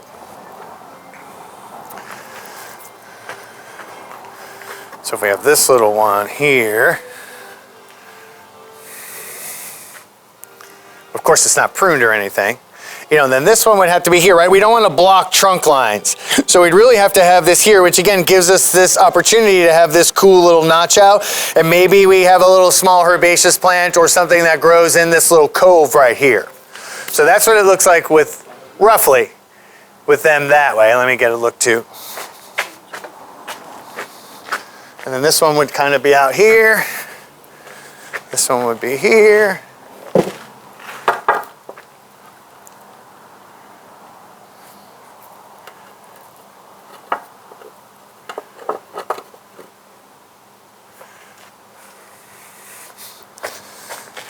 Okay. You don't want to have large, medium, small in order. No, randomness is better, quite honestly. The way we're doing it is kind of large, medium, and small, but you know, nature is very random. So I wouldn't purposely do that. And that's one thing that's kind of making me think, well, maybe we want to break that up, but let's just reduce some of the mass of this. And I'm just looking to take it back to a healthy side shoot of some sort at some point, knowing I'm going to take even more. But I want it to be a little bit more in scale, proportion, before we get too far.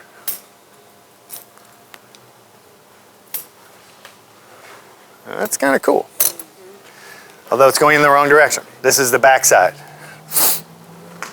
So we can have this one going that way.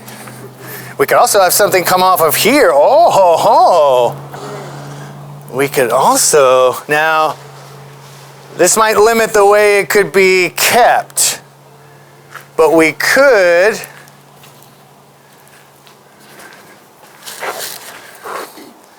have like a little extra fun and have something that maybe comes off of this. That might make it challenging to store and display, right? It would have to be raised up. Is that a possibility? I don't want to do something that's going to make your life a lot more difficult. All right. Because we could do something, you know, this could be cool. And I think putting that there will make a pretty cool arrangement. We can raise it up on some stones. Like on a cinder block or like just some wood or something. We might, you know, let's see. So my thought is like having another smaller one, and maybe this one, where we would maybe even remove something like this, but have it kind of coming off and like going down across this stone here. Like one of those trees that gets knocked over in the forest but continues to Just grow. fell and like, yeah, stuff happens, right? But then it wouldn't go beneath the pot. It would just go on. Well, this is the pot is representing a cliff line maybe, and it fell over the side of a cliff. Right? It doesn't have to be, right? This is somewhere, perhaps, the way it's being styled and the environment is somewhere like, you know, on a mountain, but it doesn't have to be the flat portion, right? The slab is flat, but it could just be, you know, again, we could come up with our own story, but. But then if it's going to be on a bench and that's going to be hanging over, you've got Yeah. the wind that might break it off too. Well, it would be attached. Yeah, but I'm just thinking of the area that it's going to be stored in. But Yeah. the wind might, because the wind knocks down the labels anyway. Mm-hmm. So it, Okay. just a thought. I don't. So, well, for functionality, as someone who appreciates the functionality of having these things, maintaining them, we maybe in this instance won't get that far into it. I mean, laying it down would be fine, but I'm just thinking laying it over where, I mean, it looks neat, it does.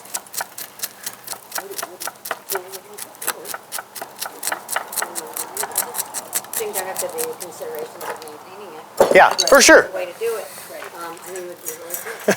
I could just make it and say, whoever maintains it gets to do it. It's your problem. Right. My job here is done. It's not my problem. If that gets done to me, I don't like it. It's good for my house. See, we could still do something dramatic like that, That's pretty great. but it's not going to hang all the way over. That would be cool. So let's see if we can maybe just achieve that. So we want to, and we could bring this in a little closer maybe. These rocks are just for propping purposes.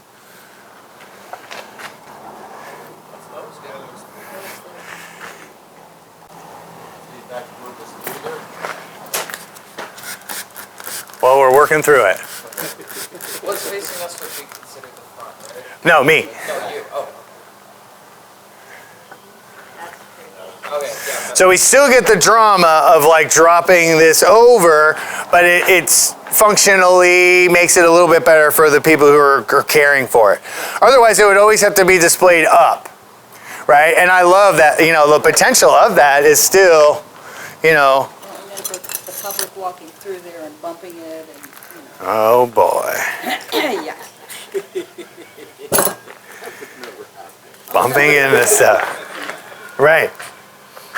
No matter how much we talk try, we cannot stop people from filming the landscape. No. Just show somebody the outdoor stuff and go through the cactus room, here's the window. You wouldn't touch it. I've known people who've gotten welts. Oh, yeah, those bonsai. Something bacteria or something. One of the species. Okay. So something like that. What do you guys think? Yeah, that's right. Is that pretty cool? We got to clean this one up a little bit. We got to prep this. We got to prep the slab still, but we're making progress. So we got two pretty well ready. So we want to again just kind of go through here. Christmas with Santa Claus in there. Butterfly show, we could put butterfly in there. Yeah, yeah. Have fun with it, why not?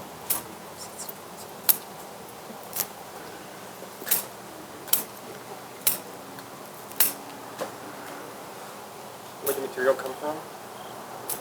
I don't know the club, but I don't know who particularly or where it was sourced from. Probably Phil, yeah, I think Phil was coordinating with that sort of stuff, but I'm not sure where he might have gotten them from, or if they were donated, or. Digging Stephanie or?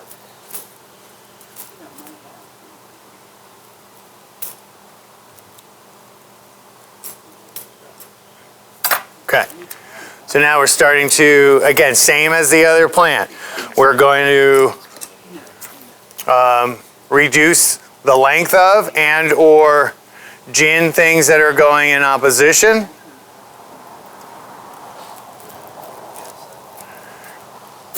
And we're going to allow things to be elongated that are going with those forces.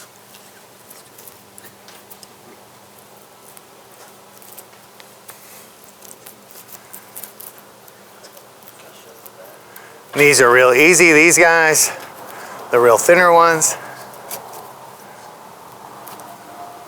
Bill, where'd you get the trees?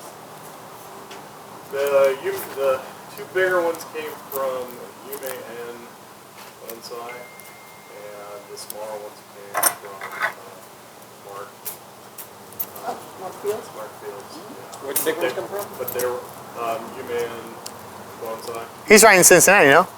He's 2 hours from here. He's just north east of Columbus. Okay. Oh, so yeah, Columbus, right. Yeah, but they were all from the same batch of trees bought from the same grower.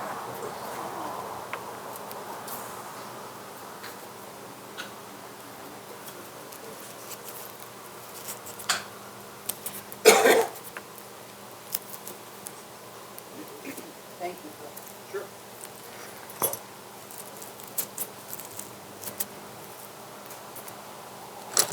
So I'm going to do a couple gins on this one.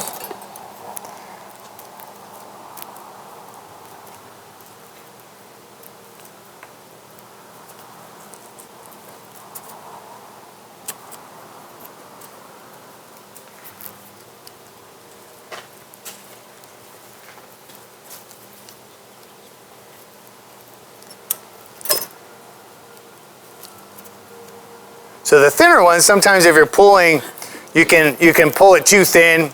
So you take to cutting it a little bit if you have to, or cut it even on a slight angle to make it look a little more natural once you kind of get it where you're going. But now it's a little bit consistent at least as far as the look and the direction. And this one here has got a big shari on it too, because this is already kind of exposed. So we've got that going on. Okay, so we've got this and that. Now if this one's really down, we may decide to add a little bit more to these, just so that we're kind of have some consistency. It might get tweaked a little as we start to get things in place.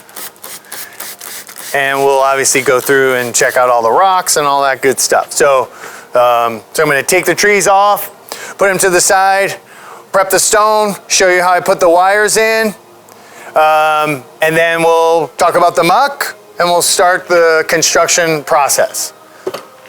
All right.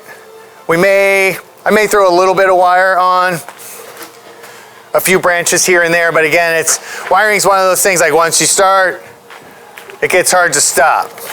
And I don't want to wire them too much. But I like these rocks.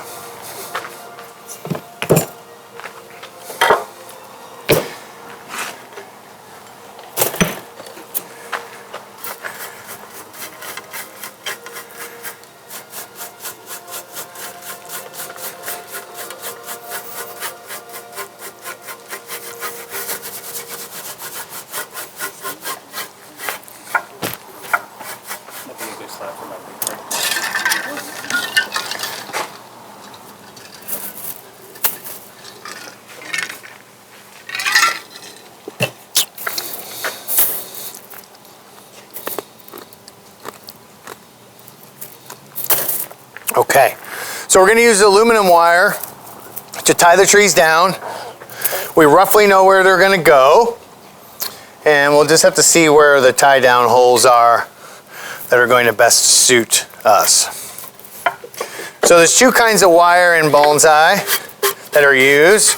Copper wire, which is what I was using on the branches.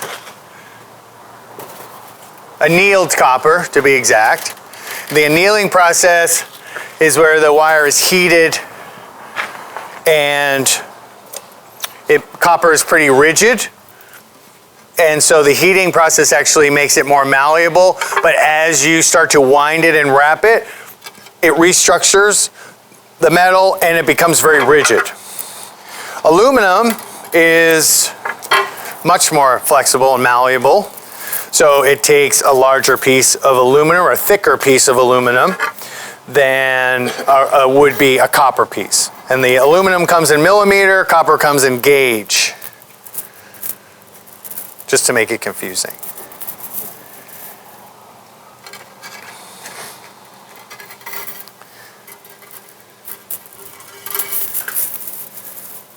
So I'm just cutting off several strips.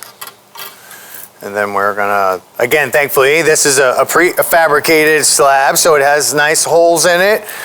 Not only help with a little bit of the drainage, but also for the wire placement. If you have a natural slab, or you have something that doesn't have holes, you can use like different epoxies, hydraulic cement, which you can get at Home Depot. It's used for like plumbing and stuff. It's stays well in water. It's made to be in water, and that works out very well. And so different epoxies or hydraulic cement. I've actually even used Gorilla Glue in a pinch, Crazy Glue, especially for rock crevices and stuff. Crazy Glue is okay, and use a little bit of like a dust of even cement dust or something like that with Crazy Glue, and you can like take a small piece of wire and make like a little anchor point, and then just like drop it down and put your stuff there, so you have like a foot, if you will, and then your tie down wires would come up like that right off the stone. We don't need to do that today. After you said like that epoxy putty, once you squeeze it together. Oh, the two-part epoxy putty, is that, yeah? Have you used that? Mm-hmm. Okay, there you go, is another one. So what I like to do for my wires, I like a nice, so I just want to line that up. I know the big tree is going to be here, so I'm going to take and bend that on a good hard angle, line it up, take this side, bend that at a good hard angle. Okay, so now I know my width. Now we don't need screens in this. If we had a pot or even some other sort of vessel of some kind, a lot of times you'll have screens which prevent the soil from falling out of the holes. In this case, between the hole size and the wire itself, there's no need for any kind of screen. So I'm just going to take this wire and fold it up underneath. And we are going to run,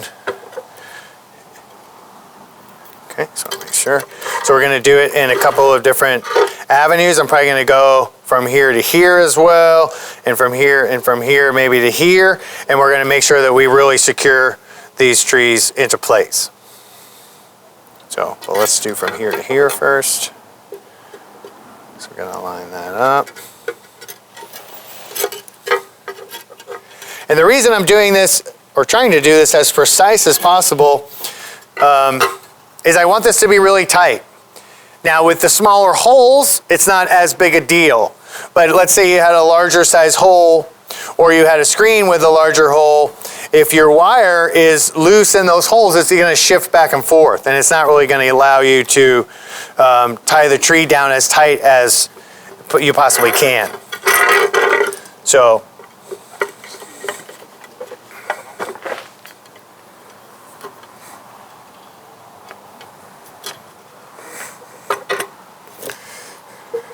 okay, our other tree is going to be here.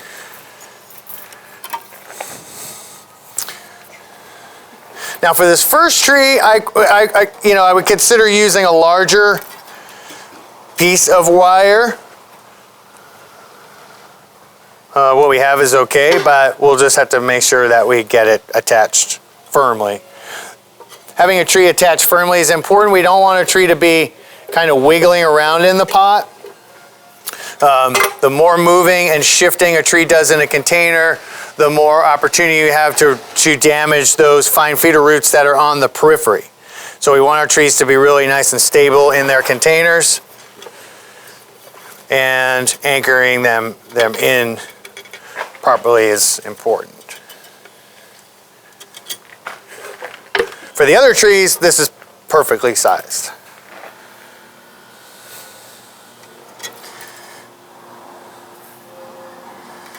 I'm going to do one more here. Every repot and every tie down is a little different. We have good root systems here that we have a lot to grab onto, but every repot, like I said, is going to be a little different. Sometimes you have extensive root systems, sometimes you don't. If you have collective material or something like that, you may have a very sparse root system.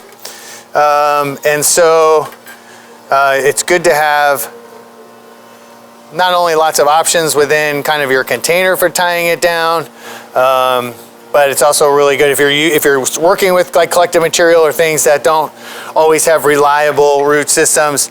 It's really good to look at all the different kinds of ways that people are anchoring trees down, and different techniques and tricks that you can do that. And until you just do a bunch of repottings, or see a bunch of repottings and see what the root systems look like. And again, if you're doing a lot of nursery stock or pre-bonsai, or things that are somewhat developed or have been cultivated for bonsai, you're going to have nice root systems that are pretty easy to tie into.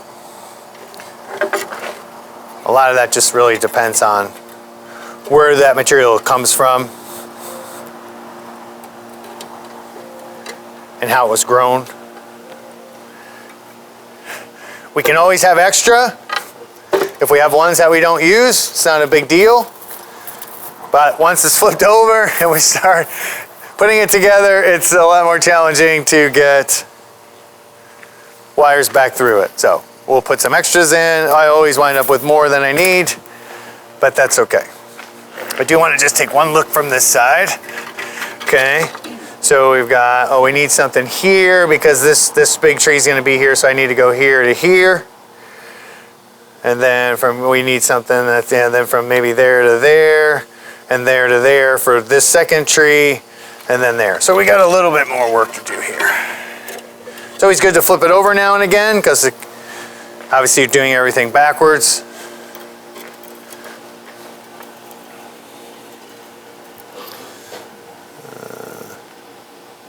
Let's see, I forgot what I was going to do now.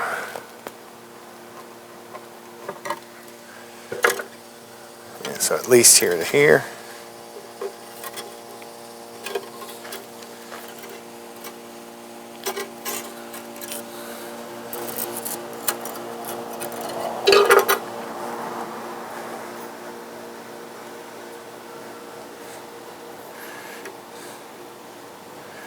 So they don't always have to be equal, so depending on where you're trying to reach, so I want to use a wire that can help out with this side, but I also want to make sure I can come back here, so as long as I know I've got long enough lengths,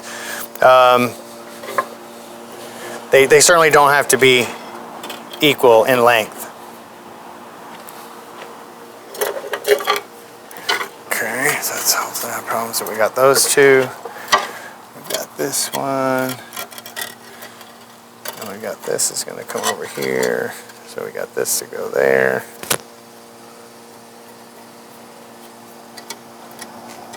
There. And maybe do one right there.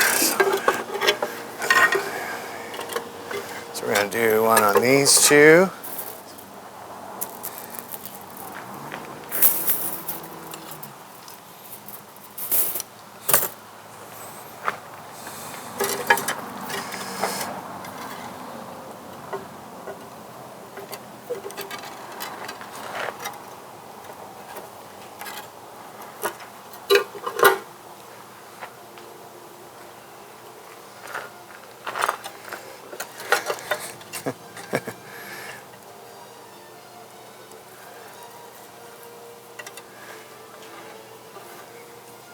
And now you have something that looks like the back of my PC. Yeah. Okay.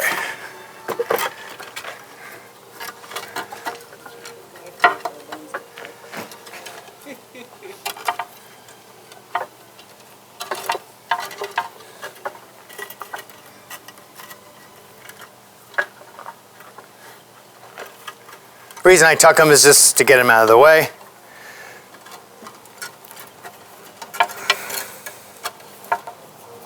Okay. So we'll have multiple wires, you know, getting at each one. I don't know that we'll wind up using these. They're kind of off, but we've got wires pretty much everywhere. So the main tree, we're going to really make sure that we've got anchored down well when we start. And now let's get these guys up and out of the way.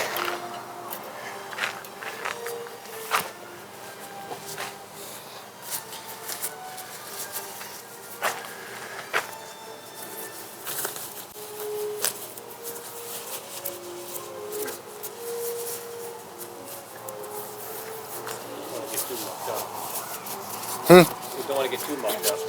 Yeah.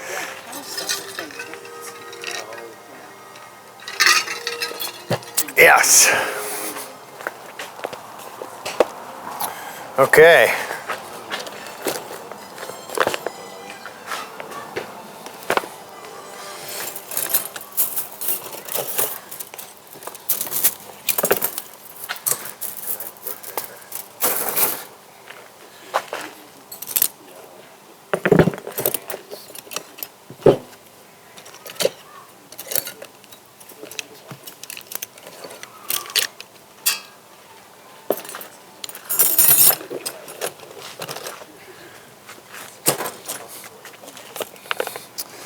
All right, a little house cleaning, and we're back in business.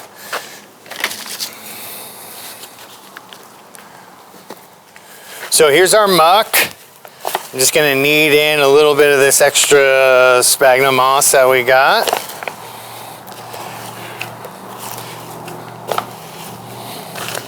And this is good. See how it's, when it clumps up like that, we want it to stick together. We want it to hold together. So we don't want it too wet. If it's too dry, it'll crumble. If it's too wet, it's just mud. So somewhere in between, which I think is correct. If you're just in a regular bonsai container or something that's a walled vessel. Now, even in regular pots, sometimes, let's say this is just a big oval, right, and it has a lip, but I still want to create some depth and height.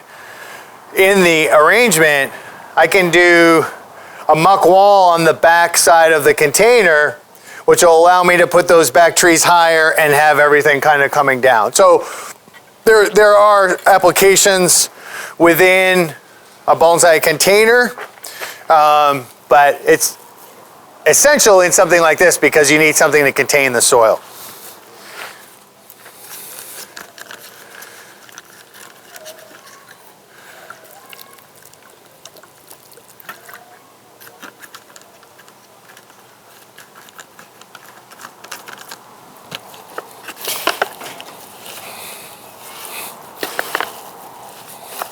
So I want to get a little wetter on that back side. Seemed like it was just getting a little crumbly.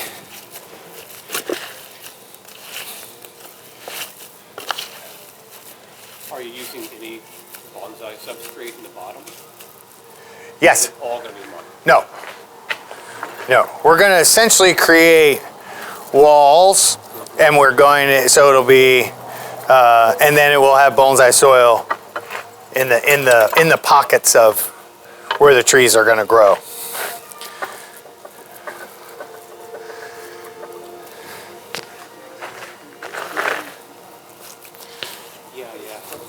And I'm sure you said, but I just got here late. What is the formula for your muck?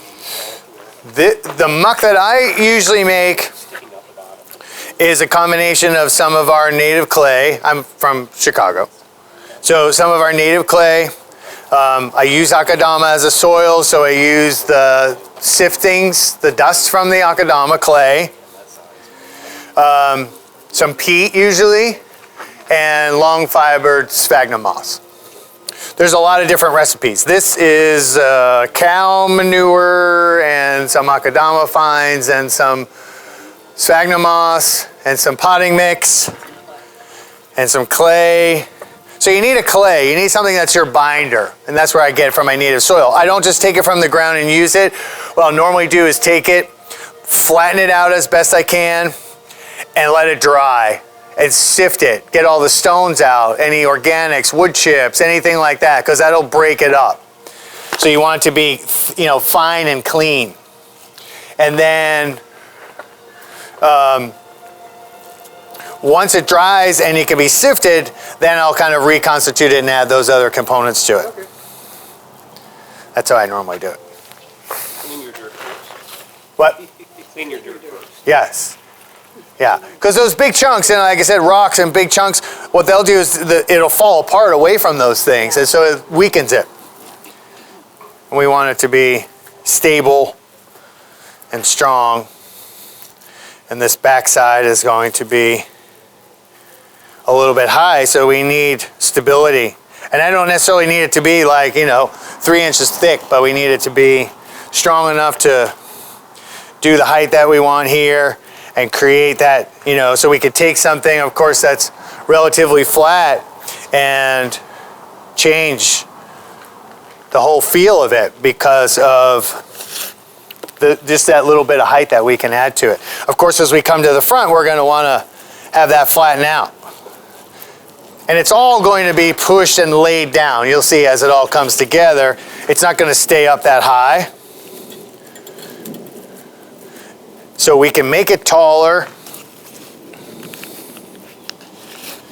because we know we're going to kind of lay it down. And this is where the bulk of it's going to be used as far as like the height and everything, because this is where that first big tree is going to be.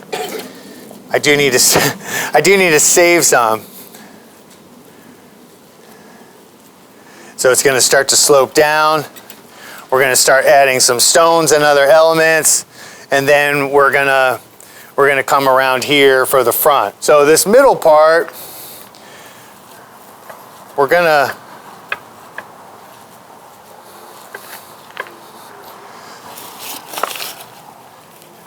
figure a little bit as we go. The edges here, I know we need something here to catch soil. So we're gonna do this. As it pertains to that middle, we're gonna start using some stones. And we are going to have a little fun. I like to have a direction. It's good to have a plan, which I think we have. But I also want it to be creative and flowing, and I don't want to be too restricted and be too bound by what I'm doing. So after this is all finished, do you keep the muck moist or do you let it dry out and harden up like a stone wall? No, you don't want it to dry out. Okay. Because then it becomes very challenging to get water to get back into it. And probably not in this composition. It won't be as necessary, but in a lot of applications with muck, the tree roots are growing into it. The peripheral trees, let's say this was a 20-tree forest of whatever, trident maples, right? And you got all these little peripheral trees and they're gonna grow out and into it. And so you can also kind of tailor your muck mix to the trees you're going to use. You know, if you're using trees that maybe like it's slightly acidic, of course, you know, the peat comes in, but you could use holly tone. If you're doing something that maybe likes things a little more alkaline, then you can also not use peat or holly tone, but use something else that's a little just like the compost or something that maybe is not as acidic. And that will, you know, make those roots a little bit happier as they're growing in.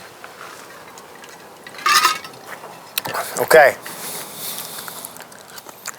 So tree 1.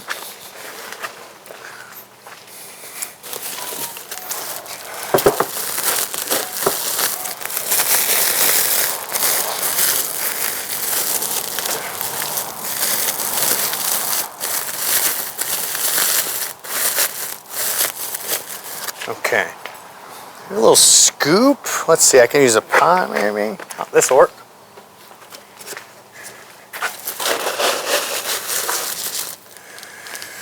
Okay, so now we're going to start to add some bonsai soil,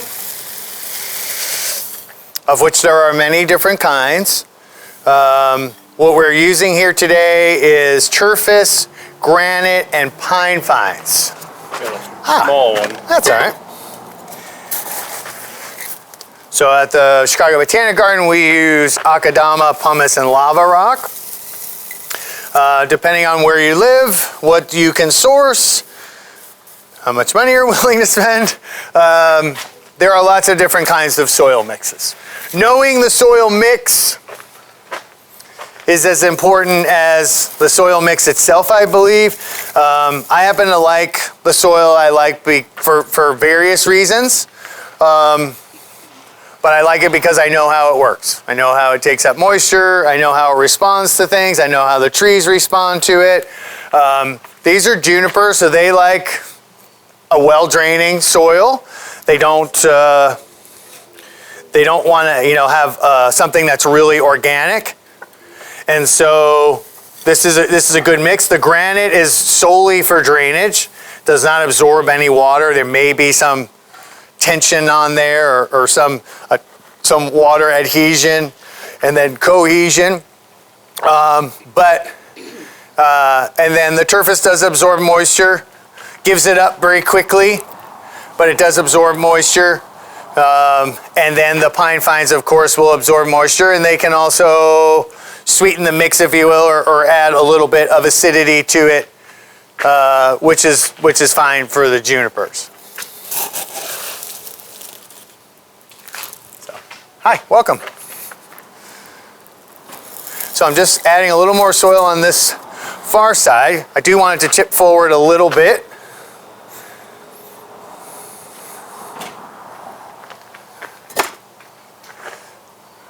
All right, once we set this, then it becomes real.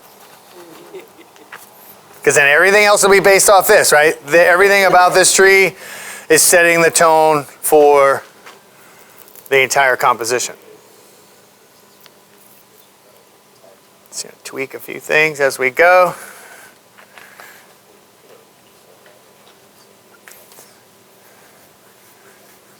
Okay. So now we're going to tie it down.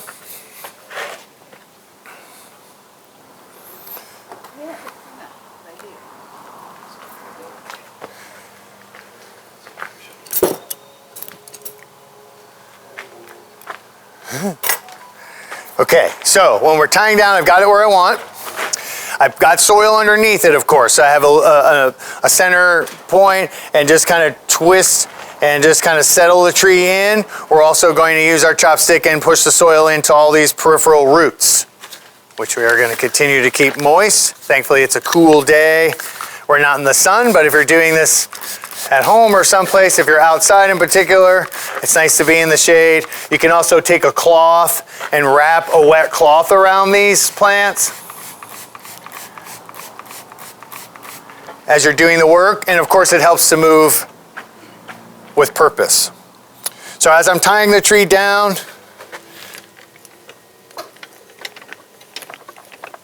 I'm going to lower that a little bit. So I want to hold the tree in place. I want to take the wire and pull it up tight and then twist as I go. I'm not pulling, I'm just taking up the slack.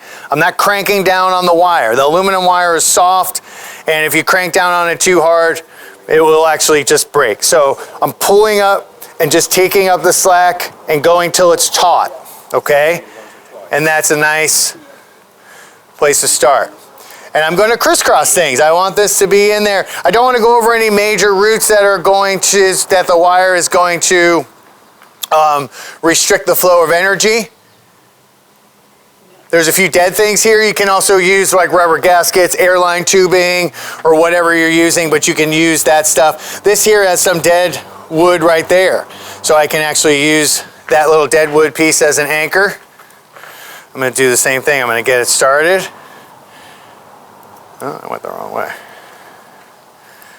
I like to twist counterclockwise. It makes no difference how you do it, as far as I'm concerned. Pull it nice and tight. That's why it's also good to have those anchor wires from underneath really snug. So when I'm pulling, I'm not getting like continuous pulling up slack from under here. I want to just pull up the slack that's there. Okay? So now we've got that. We're going to come around this way.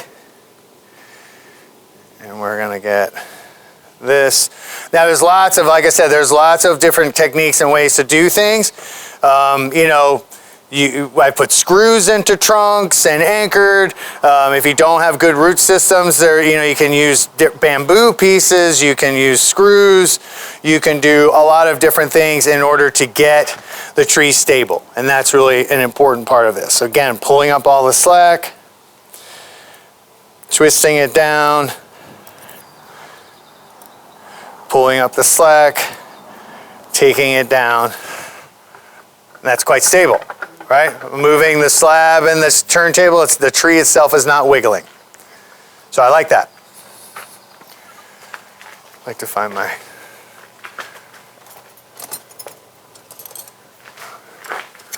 Okay.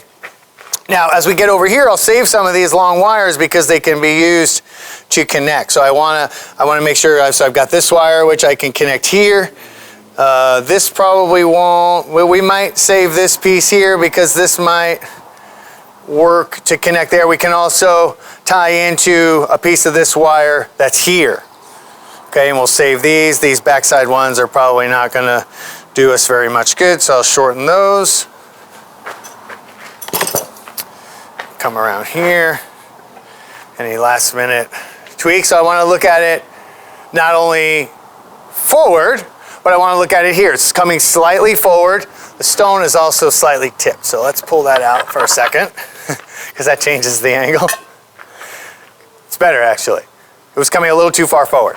So now it's coming slightly forward towards the viewer from side to side. And now from this direction, I like where that's headed, okay? We've got room in here for soil. We can also manipulate this muck wall as we need, and we will, okay? We're also gonna start thinking about where we're gonna drop our stones, okay? We had a couple of good ones before. We used that one. This one. So the stones, I'm actually going to use a little bit more muck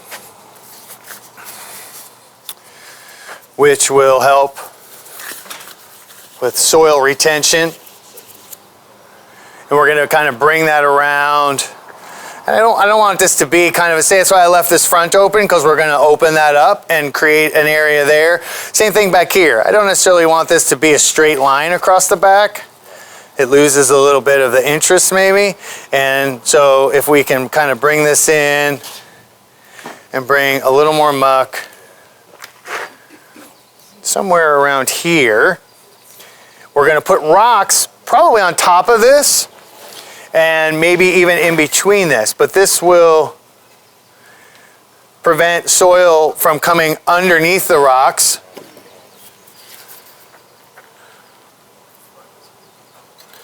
So with rocks, we want to obviously find rocks that have interest in them. Things that have little holes, little crevices, places where maybe moss could grow, little places where water could pool.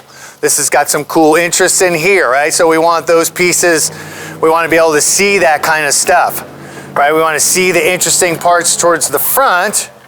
And even if we have some rocks that are a little more utilitarian by nature, you know, those can be underneath, or we can kind of hide some of the features on those.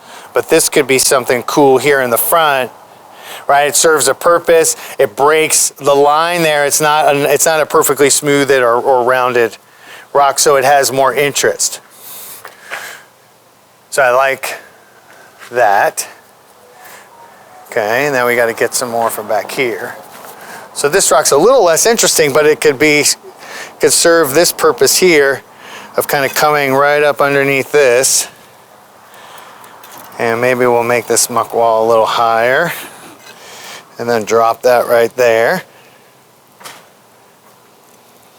Okay, we'll have soil and stuff on that side to keep it going.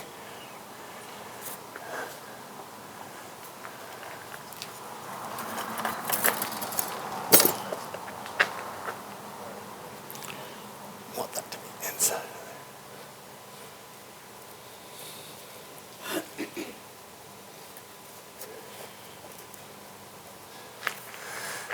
Okay, let's get our second tree. Now I do want to throw a couple of pieces of quick wire on this, mostly to move that dead wood.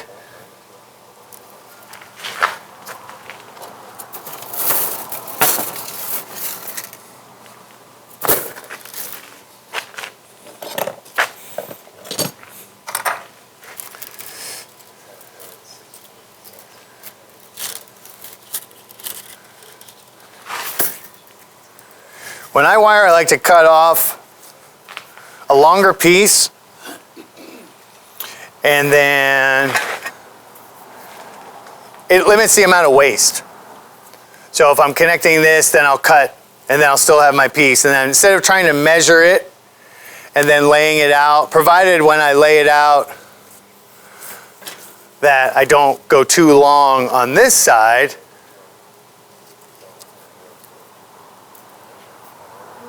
it will limit the amount of waste from the wire.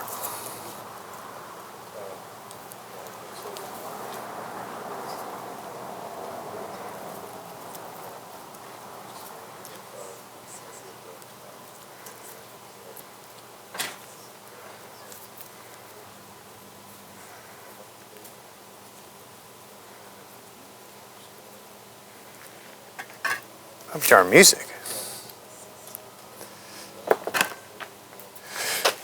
So now I still have this piece, right? And I could still use that for connecting to other pieces. So that's kind of how I do it. I do longer stretches.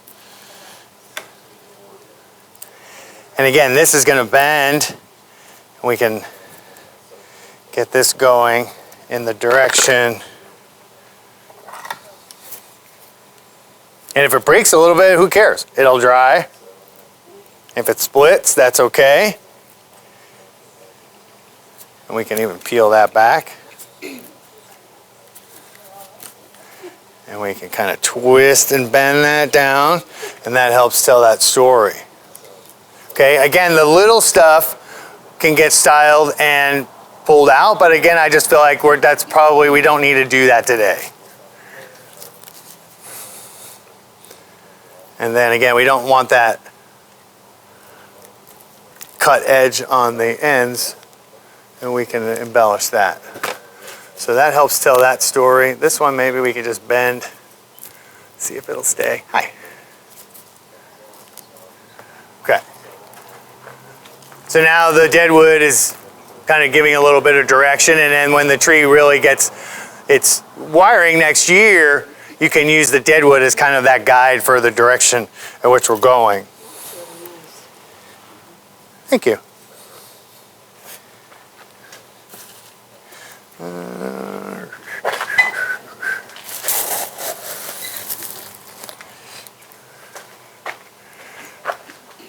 So I want to get a little soil up underneath this to keep it in place. There we go. So that way it's not just laying flat, right? It gives us a little bit of that sloping, and it also takes up, we could push it in like this, and we can get this tree up in here a little closer. Okay, I'm going to take a little bit more off the back side of the roots. It's got plenty of roots. So we're just going to take some more off of this side here to get a little bit more of that slope there.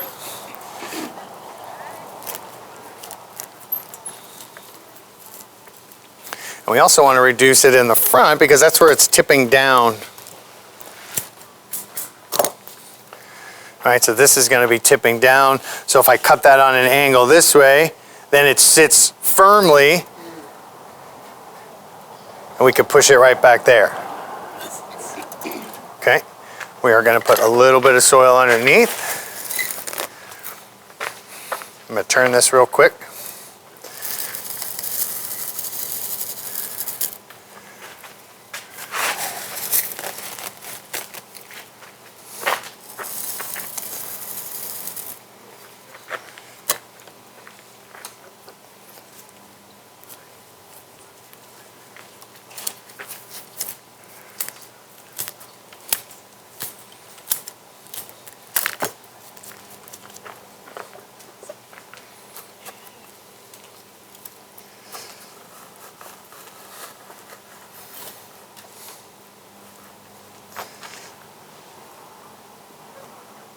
Okay, I'll take a little bit more off of this root mass.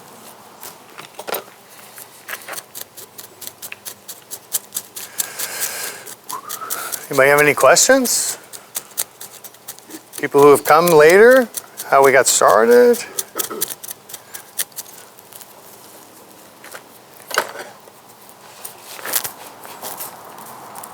the slab a natural stone, or is that something No, it's fabricated. fabricated? Yeah, I'm not sure from who or how, but it is fabricated. I have no idea. Fully equipped with. Those things get passed around Yeah. clubs, you know. Yeah, yeah. It's cool. And like I said, it seems like a mold of one that we have at the Chicago Botanic Garden. So, That's it. That's what it is. What? It's a mold of one that you have at this. no, I don't know that. I don't know that one's the original. It's a different cement, but the shape is. Shape is really similar. It is the shape. Yeah. It is the shape. Ours had a fracture over here that I repaired. So And- it's shaped so the water won't run over the side, right? No, it has a little bit of a bowl in it, actually. You could do it on totally flat stones. That's not a problem. This one happens to have a little bit of a bowl, which is kind of nice because it does a couple of things. It gives you this cool effect in the front where this is elevated, which I like, as opposed to being down. One way, functionality-wise, you can reach under it and pick it up, which is always nice. And two, it just adds a layer of interest where it's like, hey, okay, cool, this is up and this is like this rocky slab that's jetting out from somewhere versus just being flat on the ground. And it gives you a little additional space for soil and roots. So you don't have to get in and work the roots as much. And you can go longer periods of time without repotting. Are there any usual well-known sources for slabs? Because it doesn't seem like they're Fabricated slabs or any sort of slab or rock. Just if a lot of them are fabricated. if you're using natural stuff, you know, of course, just stone yards, you know. Flagstone or sandstone is easy to work with. It can be drilled. And I have a huge piece of Pennsylvania bluestone at home that I got when I lived in Maryland. That also makes really nice. There's a gentleman named Joe Day. He lives in Alabama, I believe, still. And Joe creates slabs from natural stone. I have one of those too from one of the first workshops I ever did. And you know, and so I've made a few from natural stone, and it's a little trial and error. I've been lucky where I haven't like totally fractured one, you know, at the last second after like spending hours on it. But the way I've done it is actually with like a chisel or even a screwdriver, and come on the edges and tap on the edges and just get it to split. And you know, you don't know how or where it's going to split, but it winds up doing it in very unique ways. And a lot of times, as I'm doing that, it's the bottom that winds up being the coolest, because you want it to flake. You don't, like, this is cool because there is a taper to it. There's some leveling at least, and it's not just the same width the whole way. So if you can kind of have that fractured look to it, it makes it a lot nicer. It's a lot smoother on the edges too. And so, you know, working it, but cutting it, if you have like an angle grinder or something, you could do the initial cuts and then do it. But like at any point in time, of course, it could just split in half, you know, or a big chunk could fly off that you didn't expect, and you're like, okay, what's next? You know, what now what? I have a smaller one. That's right, that's right. Now you have two. I have two. Two slabs are better than one. This one a little bit more because I want it to fit in, but mostly on this one side. But how am I going to keep it alive? What? What's the secret to keeping it alive after that heavy root? Oh, I wouldn't even consider this heavy. I think there's a lot of root mass compared to the amount of foliage we have left. So I wouldn't be too worried. Not overwatering would be. No heavy fertilizing? I wouldn't fertilize it, no. Okay, let's start anchoring this one down. So this is kind of our general placement. I'm going to try to tip this rock up even a little bit. And this will, if we can get that, maybe like that. That'll give us a little soil there, and that'll kind of allow us to get that a little closer. Let me see. Yeah, I think we're going to wind up. I'm just going to take this rock out, and we'll get this attached, and then we will deal with that. So because the tree's coming this way, and its likelihood is it's going to tip, for this first wire, I'm actually going to come around the back side here.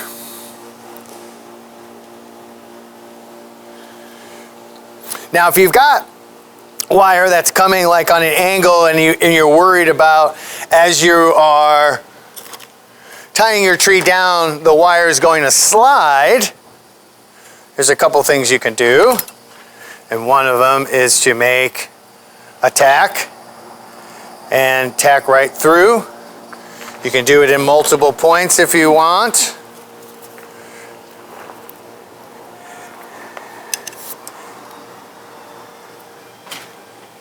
And again, that will prevent that from sliding forward and getting to a point where it's not as useful to us. You can also use chopsticks. You can drive a chopstick into the root mass and then have the wire go around that and just pound it down and cut it flush. That is also a good technique for that. So again, I'm going to pull all the slack up, and then I'm going to just twist down till it's nice and firm, okay?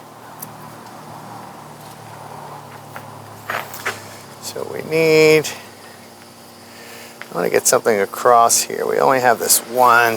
There's no holes on this side. There's holes here. I need to get this other tree in, but we might have to do this. Let's see. Let's see how tight we can get this.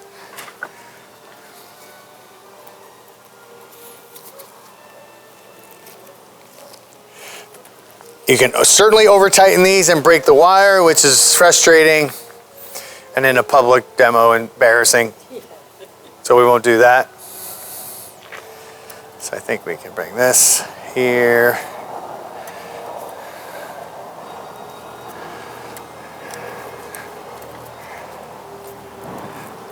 Okay, so we're going to bring that around, start to tighten it up, but I do want to put something there.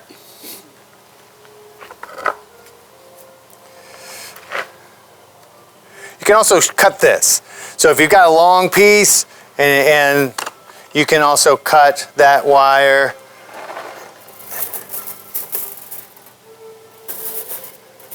And keep twisting. You don't have to keep it long.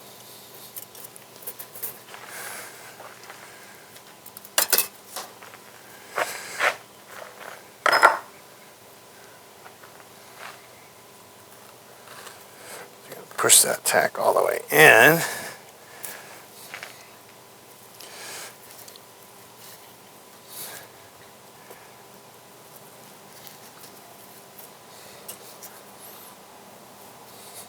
There we go. That hook that you just put in, can you explain again what you're doing? So because this wire was coming from a long way and the knot was over here, the wire is likely to slide. Okay, And so by tacking it in, it prevents it from sliding up. Again, you could use a chopstick. You could use a chopstick through there and then have the wire come on the back side of it. And so as you're tightening it, you don't want it to slide up and then get loose or bind across a part of the tree that you don't want it to, where it could cut the flow of energy or something like that. Okay, number 2.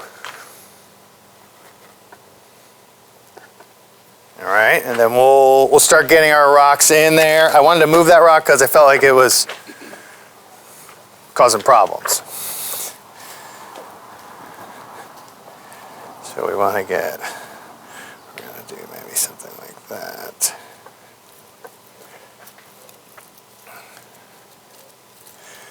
Now the roots certainly, like I said before, will grow into the muck. And so we can use, with these guys, there's going to be ample opportunity for drainage and for muck. This is also a cool little spot here. We could throw some moss. And so we will start, we're going to get all 3 trees tied in, and then we will start backfilling with our soil. Again, we're just keeping things nice and moist. We got a great spot in here. It's cool. There's not a lot of wind. And we're just keeping the roots nice and moist. Not to get ahead of you, but on the big tree, are you just going to mound up with soil, or are you going muck? It's going to be, the muck's going to come in and come up. The soil will come in around, and the muck will get laid down. And then moss will go on the muck. Moss will grow into the muck and prevent the muck from washing away.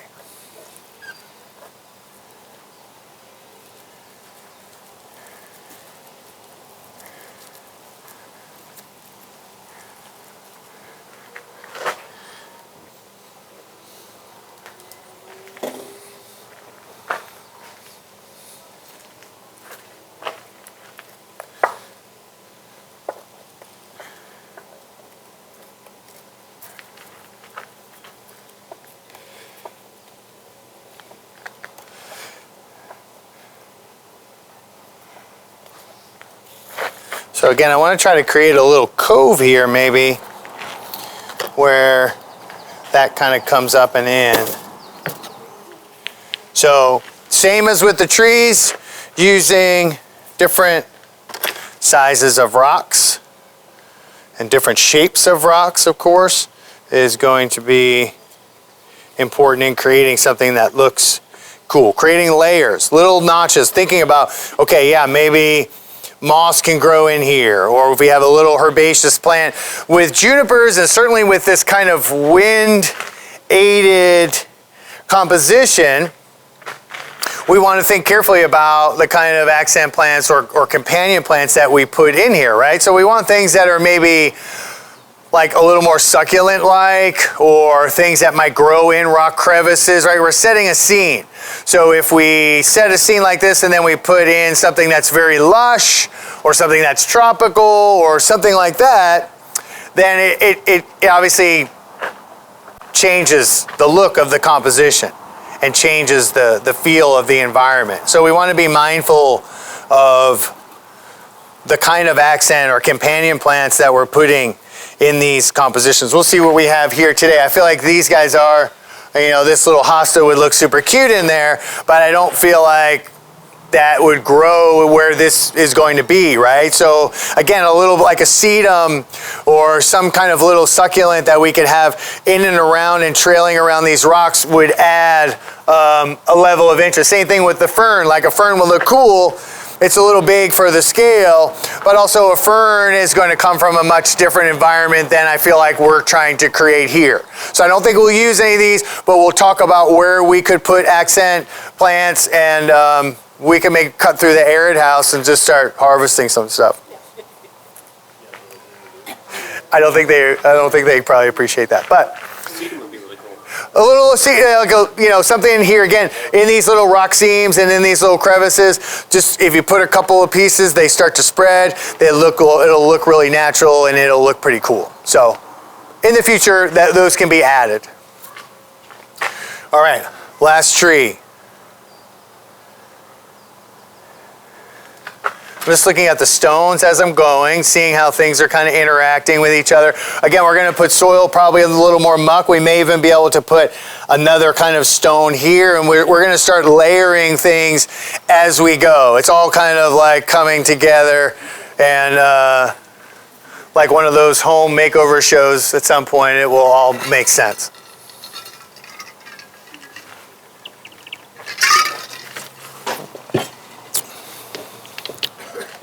Hopefully, it will all make sense. Okay, so here we've got our last one. We're thinking we're going to do something like that. I want it to come forward and maybe a little back. And that'll add the drama. So we're going to push this back.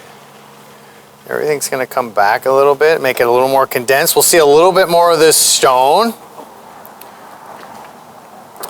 And I want this to come a little bit more forward.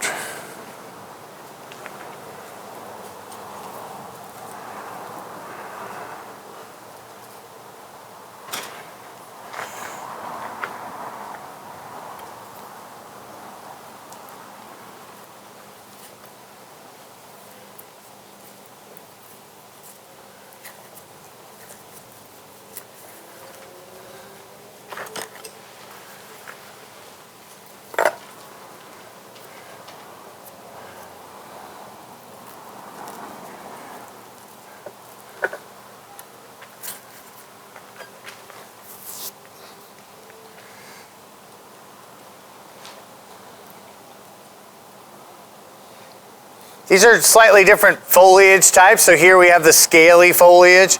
This is more of the immature kind of spiky foliage. So you can either prune the scaly foliage harder, and when it flushes out, it will flush out more of the immature, or you can kind of wait on the immature stuff to start to become the mature foliage over time. I feel like these are a slightly different species maybe. For the smaller, for these two are the same. I think this one seems like it's a little different. So I want to consider my angle here based on the other tree angles. Again, I'm pulling up, taking all the slack. I'm pulling it taut and then taking up the slack, and that's the process of tightening it.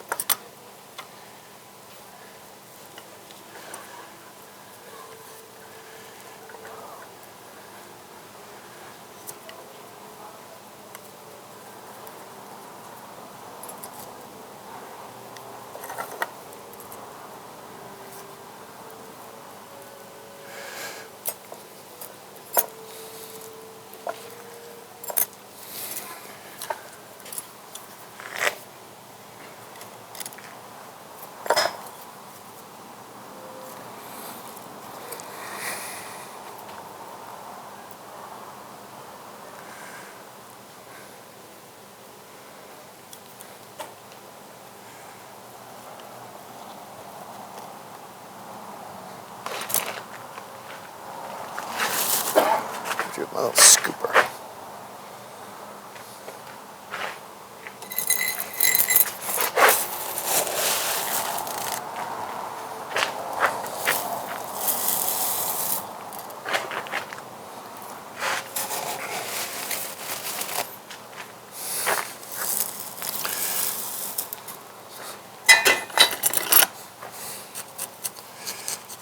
As you put soil into, I mean, these trees are very firm, but even if they're slightly loose and you've gotten things as tight as you feel like you can get them tightened down, once the soil gets in place, that'll really firm things up if you have that, if you have a situation like that. So, and then again, even on the back side, like I don't want this to be straight across. So we've got plenty of room for root growth. So we're going to use this. So now we've created some interest across the back. The front is opened here. So we're going to bring this around and we're going to add some more layers of stone as we go and we start to get the soil in. We can also use the soil to do slight tips one way or another. So if I want to tip this up a little bit, I can use the angle of my chopstick to force soil in, which will raise it up. And if I have less soil on the front, of course, and more towards the back side like this, then it's going to, of course, push that down a little bit more that way.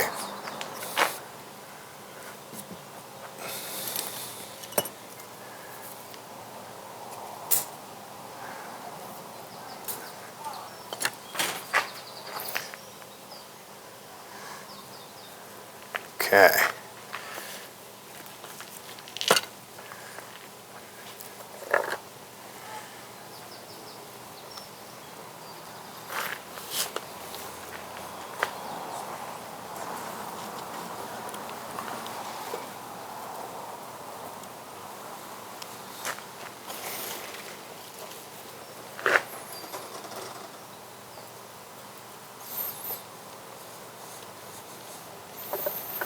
And then this front area too is a nice place to put like a little sedum or something like that that's going to trail over and actually break the container. You know, you can have the accent plants kind of growing out of the muck as well, or the companion plants.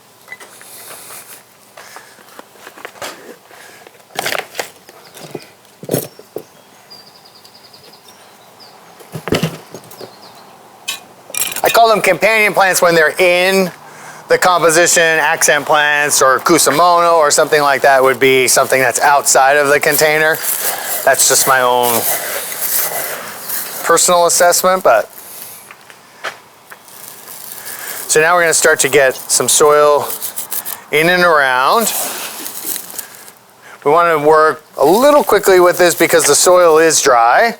We'll keep spraying, but the roots are wet and the soil is a little dry. So we don't want to put too much in. It's a nice fine soil, but certainly with some of the chunkier stuff, if you put too much in and you start kind of chopping and working it in, you might get air pockets. So the big thing with this, and you're going to see that this is going to take a lot of soil, is going to be, we do not want pockets of air where there's no soil, there's no muck, there's nothing. Roots will not grow into just open air. Epiphytic trees and epiphytic plants will do that. Roots like this need contact with moisture. So we need the soil to be in all of those holes and crevices, and we will just keep backfilling as we chop. So I'm using this. This is kind of worn. This had a pretty abrupt angle, and they have worn. So what I'm doing is pushing the soil up underneath. Okay. So I'm pushing that soil up underneath. I'm using the angle of my chopstick to push it kind of up and under. Okay, and I'm just forcing that in there, and you just start to get a sense. So I initially see how easy that's going, and look, all that soil just totally disappeared. Now there's a big hole there, and that was flush, right? So I'm going to do that. I'm going to work my way all the way around, pushing up underneath.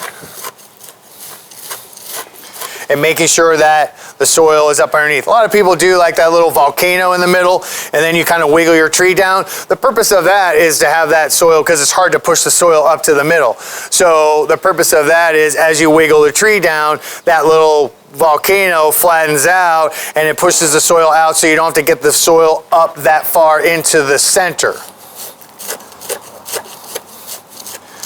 And once you start feeling it, you'll feel it. It'll start taking less soil and you'll feel it gets firm.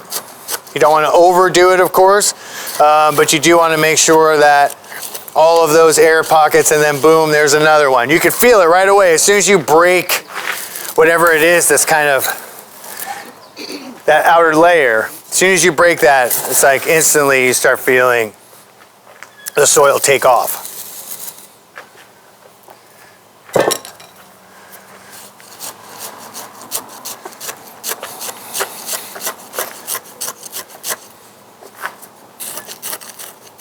There's another one.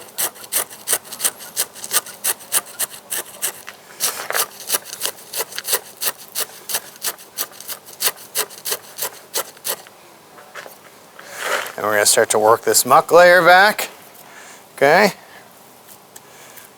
That's going to start coming up.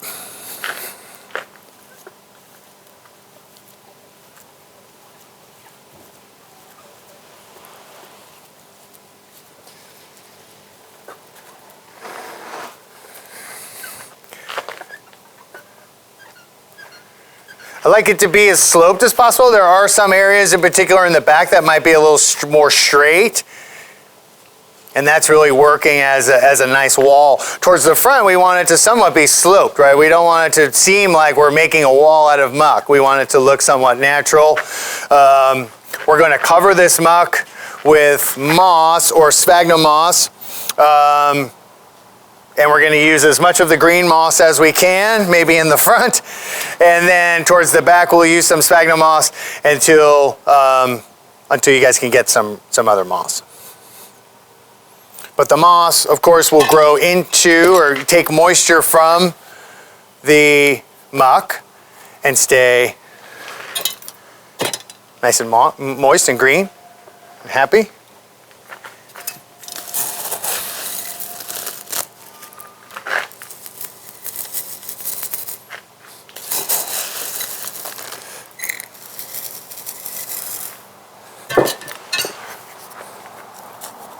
So these root balls are pretty intact, but I do, and I tease away a fair amount of the soil and the roots, but they still have their core. They still have that core of a little bit of organic mix, and they still have that core of the root mass. So we're mostly just trying to make sure that all those peripheral roots and underneath, there are no air pockets underneath, and make sure those peripheral roots are getting integrated with the soil. So that way they are already kind of set up to start growing into the medium as we go.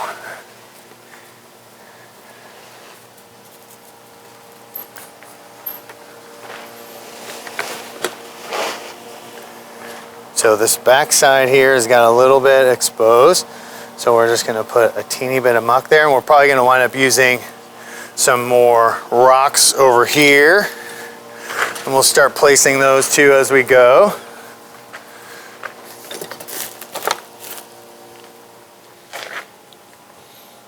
Oh, I like that.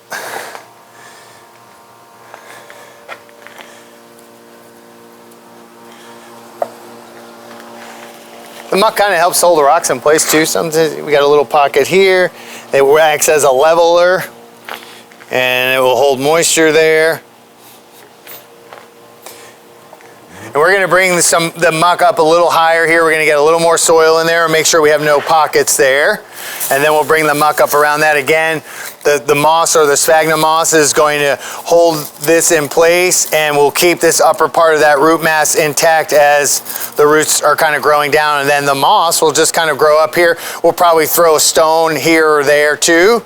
We'll drop that in there, and then we'll cover all that root mass up as the tree is transitioning.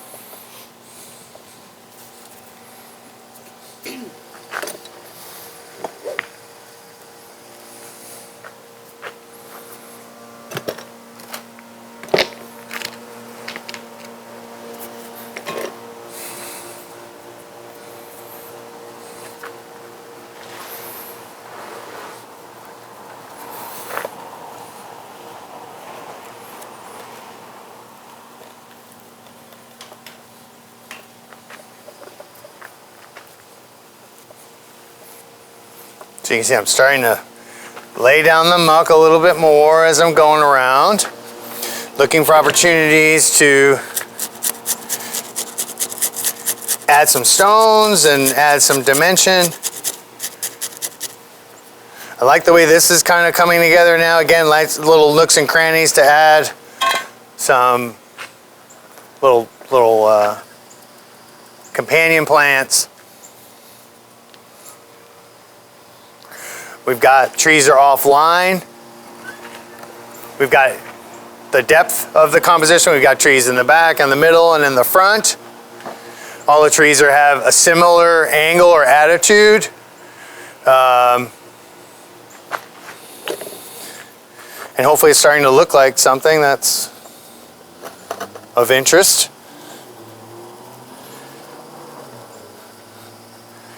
And we'll keep adding some of the smaller stones to fill in some of these things.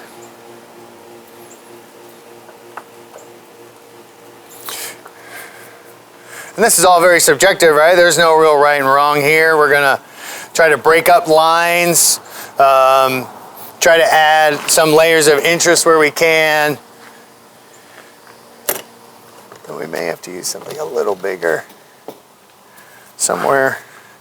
I feel like we might want to put something right in there. Oh yeah, that's good.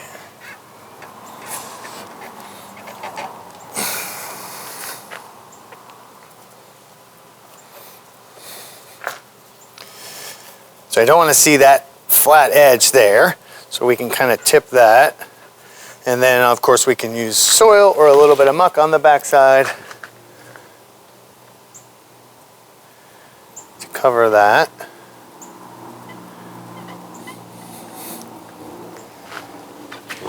Because we don't want to just have the rocks in the front, of course. I mean, this is kind of sticking out. We certainly need a little something on this backside. Something that maybe there.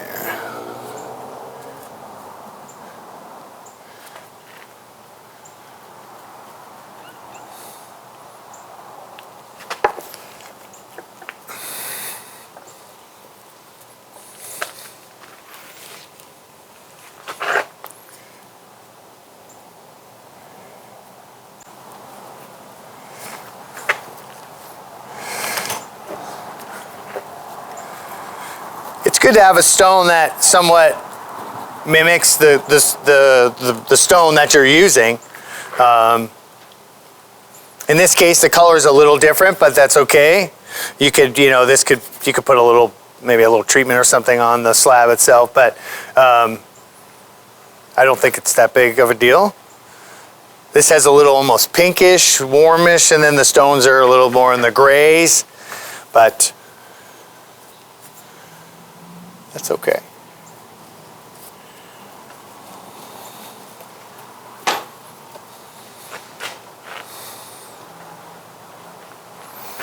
Okay, so it's starting to come together.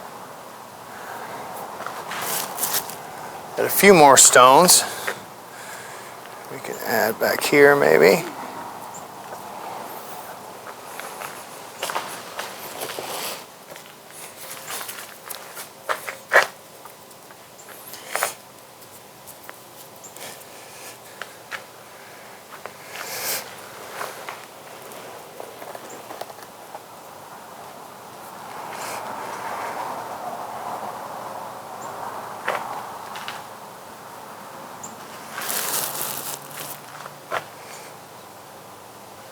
Let's start doing some moss. I feel like I want to get a few more stones, but for now, let's try to start getting a little moss on here.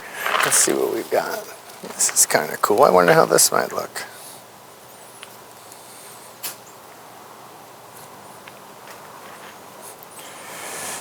Okay, so now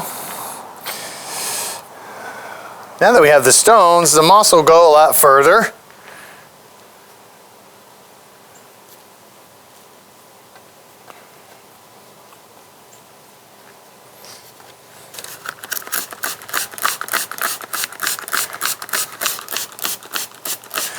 We'll make sure the muck is nice and wet, so that makes the moss stick a little bit better. Make sure the trees are a little bit wet. Again, that's the soil is dry, so it's going to start to wick a little bit of the moisture from the roots, so we want to make sure. So much of the success of any of these things is in the process. Much of the success of these things happens in the prep work. So the tree health going into it. Have the trees been fed well? Have they been watered well? Leading up to, and then the aftercare, of course, and of course the techniques and the process of doing this kind of work. Again, this is a good time of the year. The weather is cooling off, and so the trees it won't be too hot, there won't be too much kind of taxing on the root system to move a ton of moisture and energy. Trees will be slowing down.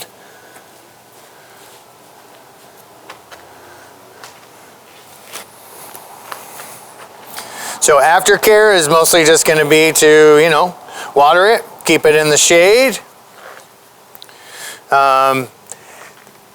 We're not ideally looking to push a ton of new growth because soon winter will come. We could talk about the overwintering that you guys do here and stuff. And so we're going to want to keep it, prevent a hard freeze, and keep it protected through the winter. If it could be kept above, 35, 34, 35 should be fine. If it's warmer, that's okay. Anything below 40 for dormancy is kind of what we're shooting for. Anything above 40 for any kind of extended period of time is going to usually have most trees breaking dormancy. And so we want to avoid that. This stuff I'm putting on here is a very thin layer. That's going to help make the sphagnum moss and the moss stick, and then over time some of that thinner stuff will dissipate. It's really just kind of the soil we have is a very loose, well draining soil, and it would have to be watered much more frequently to keep the moss dry. So adding that thin little layer of the muck will allow for the moss to draw moisture without having to overwater the plants. Thank you.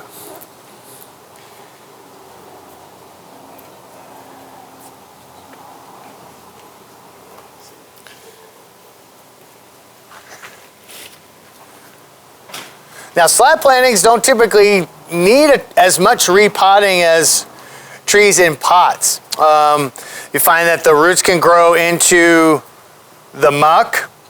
And then as they kind of get to the edges and poke out, they almost do this like self-pruning, where they get to the edge, they kind of dry up, and then they just start to kind of back bud on themselves. So slab plantings can actually go a bit longer. Doesn't mean it wouldn't need repotting at some point in the future, but I don't imagine, it would be several years for sure before it will need to be repotted.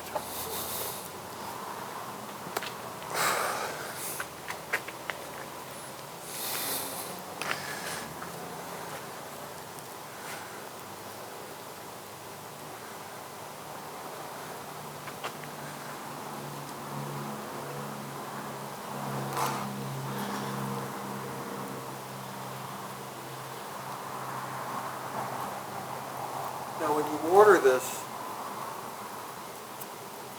you have a lot of runoff, so you have to really soak it well when you water it so that the water gets down into it.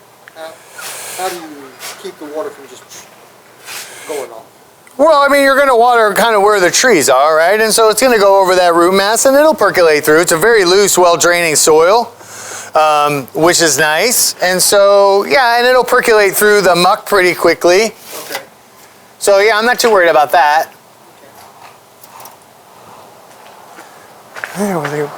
We got a few little sedums here.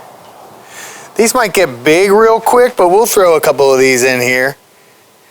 I think maybe here would look. This is like some little succulent. I don't know if it's a sedum or not, but.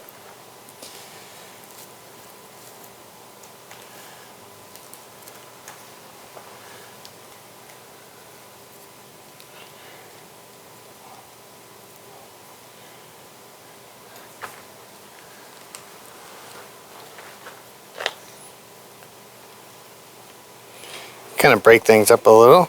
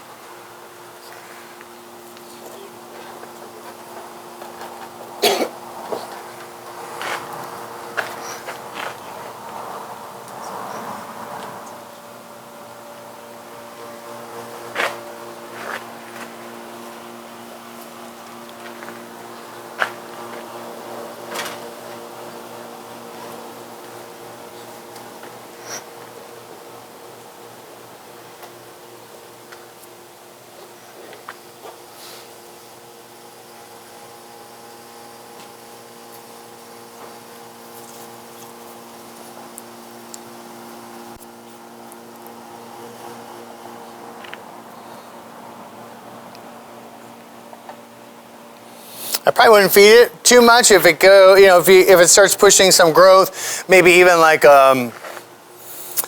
something with a higher phosphorus, like a bloom type fertilizer, which will feed the roots before winter. If you see, if you see you start getting a little bit of some growth in the next couple of weeks, if it doesn't get too cold too fast, maybe 1 or 2 applications of a bloom formula might work out well for it. A what? Oh, I don't know. Just your NPK, just want your phosphorus to be higher by 4 or 5 times because of the blooms. Okay, yeah. Anything that you're like, anything that says bloom formula, we can look at what you have too if you want. Okay. It's not double, but it's more. Yeah.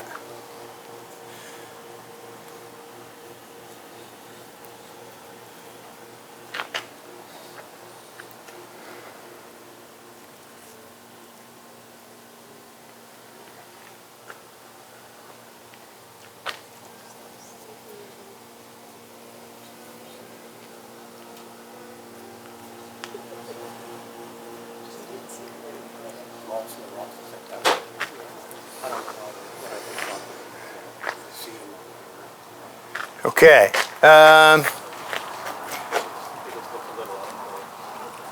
So we're out of the green moss. So we're going to use this sphagnum moss on the back side, and I'm just going to kind of just put a very thin layer. I don't want it to be too thick. Its function is going to be to prevent the muck from washing away. So I'm going to push it in a little bit. And ideally when we're watering, we're going to water over the root masses, right? If we're just kind of sheeting across the back, we're more likely to displace some of that muck. Again, once some green moss is acquired and put on there, it does a little bit better job of sheeting that water off and protecting the muck. And once the tree roots grow into it, once the moss attaches itself to it and grows into it, the muck will stay in place without any troubles. When they're first made, you also may see, between the soil and the muck, the first watering or two, the water is going to look dirty because it's going to draw. Some of the muck is certainly going to leave, and we are going to try to prevent as much of that as possible. But if we stick or a nice light watering can watering even versus the hose, where there's a little bit more control over the flow and the forcefulness of the water.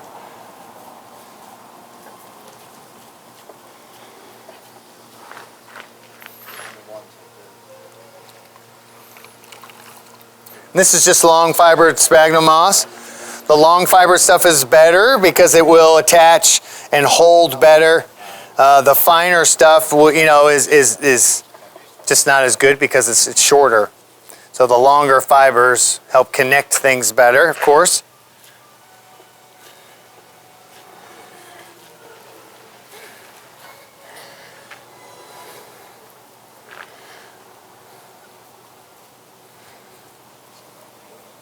It's got so much depth now with all those rock layers.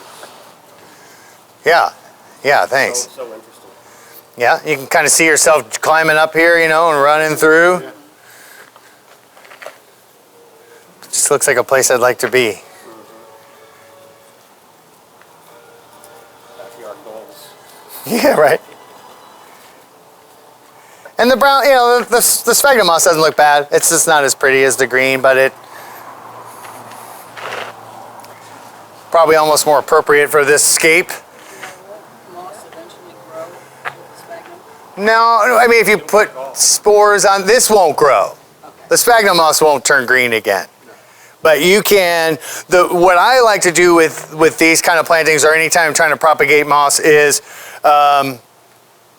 sifting. So I'll take a screen sifter, like a fine screen, if you've got a soil sifter, the finest possible screen, and take regular green moss and let it dry out. And sift it through. Wear a glove because it's like a cheese grater. And sift it to a nice fine dust.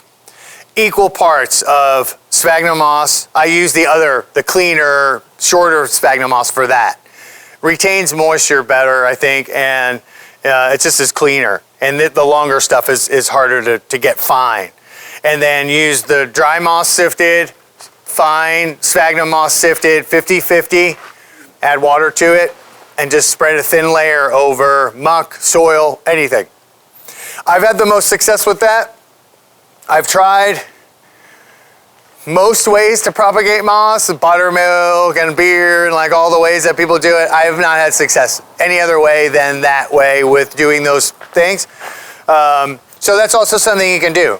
And you're really using the spores, right? So it's the spores that are on the green moss, and then those spores use the moisture from the sphagnum moss, and they grow moss. But if you just buy brown processed sphagnum moss, it will not turn green again. I've had a lot of luck with that technique that you described. Yeah. It's The finer moss, you know, it takes a little while, but I've had a lot of success just laying the moss on top of a larger bed of sphagnum, and throughout over a couple months, those spores will start to spread. Yeah. Now you can obviously collect straight moss and just lay it down, right? And that works great. But It's so dry this year, all the moss in my yard is dried up. Yeah. So I can tell you. so you can get dry moss. Laying the moss down, I've had a harder time keeping it wet than if I sift it like you were describing and then just repropagate it. Yeah, because the sphagnum moss holds a lot of moisture, so the little moss spores grow on it pretty readily. And it's starting from scratch, right? You're not uprooting it from somewhere. It's like growing something from seed. You're starting from spore. So it's growing. Of course, moss doesn't have roots, but it's attaching and it's growing, and it's doing that on its own versus tearing it up. The other thing I like to do is try to find moss that is getting, especially for something with junipers, finding a moss that's getting a lot of sunlight, because junipers are going to want a lot of sunlight. So if you collect a moss from a really wet area that's shady, and it's like the longer, thicker mosses, they typically don't transfer over very well. Moss that grows in the cracks of cement and grows in curbs and all that kind of stuff, that moss I like better because it's growing with no substrate. And so it's not requiring the same kind of moisture that you would get from something that's really wet. Although that's nice and green and lush, as soon as you pull that, it goes brown right away. So, which is fine if you want to do the spores, because starting from scratch, you might have better luck. But getting it up, when I have some places at the garden I collect from, and getting that from, again, like hard surfaces, I've just had better success with that moss in straight transplanting. The moss spores, it's a little bit more mixed. And our courtyards are very sunny, have a ton of exposure. Here you've got a nice shade structure. You've got the the greenhouses on either side. So it's like you get a lot of shade there. So I think growing moss should be not really a big deal, or maintaining moss that you have shouldn't be really a big deal. So, okay, well I think we're at a reasonable stopping point. We still need a lime soil for this stuff. Again, we'll let the trees flush out and be healthy and happy, and then next year sometime there will be the opportunity to do some of the fine detail wiring and start to manipulate branches and actually create more of the structure. So for those who came later, when we are working with bonsai, of course, it's a living thing, and there's only so much you can do to a tree in a given season and at a given time of the year. So this year we are opting for creating the landscape and working the roots of the material in order to do so, and leaving some of the styling and the designing of the individual trees, aside from kind of the rough basics that we've done, for another time for tree health purposes. And we can go, it does the conservatory and the club no good if we create something that looks really cool but then dies, right? So the whole idea here is that this is going to live and be successful, and therefore the other stuff, bonsai is a art of patience, and so we'll let this recover. And next year, hopefully, it'll flush out very nicely. And then I would say even next fall, give it the whole spring and the whole summer to just grow. And you can kind of lightly prune it, but then next fall, probably around this time, once the sap starts to slow down a little bit, be a good time to get it in the studio and start to really get into wiring the branches and creating the pads. We have a good bony structure. Again, we've had these branches that are going in directions we want. We're short on this side because of the wind and the elements that are creating. We have lots of deadwood over here to represent that. More deadwood can be made on this back side as the tree develops. Maybe not all of these things need to stay. If you wanted to deadwood that or do some other stuff, that certainly is up to you guys. And then as we come over here, we've got our longer branches on the favorable side. Again, shorter here. We're shortening these things up. This would get wired to kind of come over here. And then we're pushing through with this as this pushes beyond even the slab. And so it breaks the slab. We've got the stones that are creating little places where you'd want to kind of walk and go, creating different levels. So it's an otherwise flat slab, and we've been able to create some changes of elevation within the composition itself to add some more interest to it. And we've got depth. So we've got some depth here. This is kind of the middle, the highest tree. It's placed somewhat in the middle. It's probably a little bit more to the back, but it's somewhat in the middle. And then this tree is behind, this tree is in front. And of course the muck line and the soil line somewhat mimics the movement. Here we have this notch out. This kind of mimics that movement and wraps around. This stone kind of breaks a little bit of that line.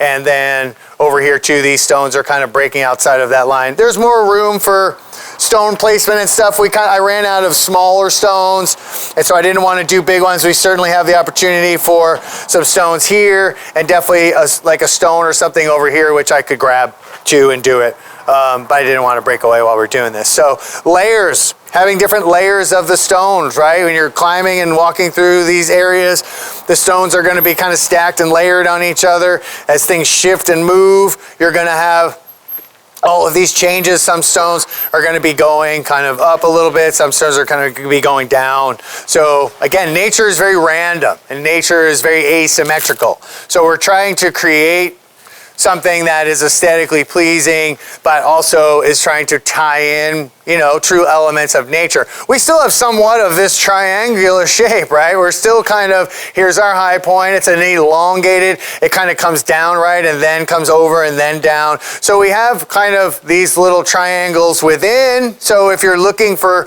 that traditional feel, it has a little bit of that. It's very directional. It has that somewhat of that triangular shape. But within the trees, we can really create so much interesting character. And, you know, again, a lot of these deadwood pieces can be worked and whittled. They can be totally removed as you guys move forward with the development of the piece, and I think it's got a good starting point. You know, some more of this bark can be taken off the deadwood if you chose to do so. Could be a little bit embellished. You could definitely add some more. Here we put a little sediment just to kind of have something that anchors this side that's really short so it doesn't drop off. This kind of has a nice flow. There's more rocks, there's more stuff. But, you know, I could see on this side having maybe even a finer sedum or something that fills in a little bit more. And then, you know, even if you wanted to, a little bit in some of these crevices. But that'll kind of be up to you guys to develop those little fine details as we move forward. But I think for now, that's a good start, and I think that does it. I hope you guys like it.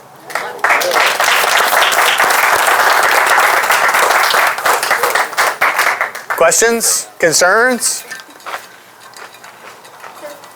So that'll stay at that, obviously composition that stays out during the winter.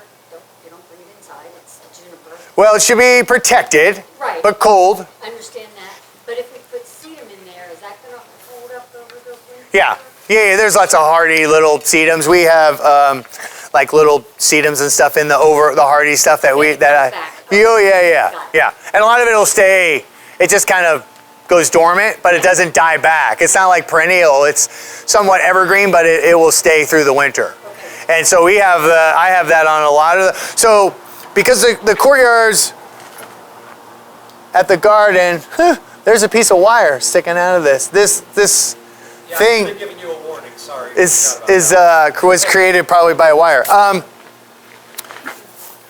The courtyards have a lot of exposure at the Botanic Garden, and so I have a hard time keeping moss alive. So there are a few sedums that I've taken to will cover the entirety of the slab, and that is kind of the moss. And I can pinch it, I can prune it back, I can keep it tight. It overwinters great. It takes a ton of abuse, and they work out pretty well. Again, you guys have a better option for shade, so I think growing regular moss, really tight moss, maybe with some lichens and like different kinds of moss. So I do think that sometimes people get too overzealous and all of a sudden you have like 6 kinds of moss and they're all going. Like, I feel like things would somewhat naturalize. So you can have a portion of it where there's a certain kind of moss and then it blends, and then maybe there's another type and then it blends back. So I like to have a dominant type and then have areas where you have something that breaks it up, because moss is awesome, first of all, but there's so many different colors and textures and densities and of moss that, and some of them, you know, they send out spores in the spring, and you can do like little lichens, and you can have all kinds of stuff growing on these things that really add texture, add color, add depth, right? Different heights, all that stuff. So that you don't have, it's just not bland, you know? I'm not a fan of like 30 different ones and they're all butted up next to each other, because I think they would expand more, and I think they would naturalize an area, and then another one would be trying to creep in, you know, and they'd be vying for resources. So to me, that's kind of part of the fun of creating that. Again, then someone else looks at it and doesn't even think that, but, or thinks something different. So I think that having different mosses is a great way to add a ton of dimension. Some of them get a nice maroonish color too at certain parts of the year. And again, when they're reproducing and sending up their little spores and stuff, it's like they're so cool. When you say dominant moss, are you talking about from a territorial aspect of the composition, or are you talking about a style or an aesthetic of the moss itself? Like one that you have more of than others. Yeah. As much as anything, quantity, and then have a patch where there's a transition, you know, and then into it. So again, versus just having like 3 or 4 ones that are all butted up. Like, I feel like it wouldn't grow like that. Right. It looks like a patchwork.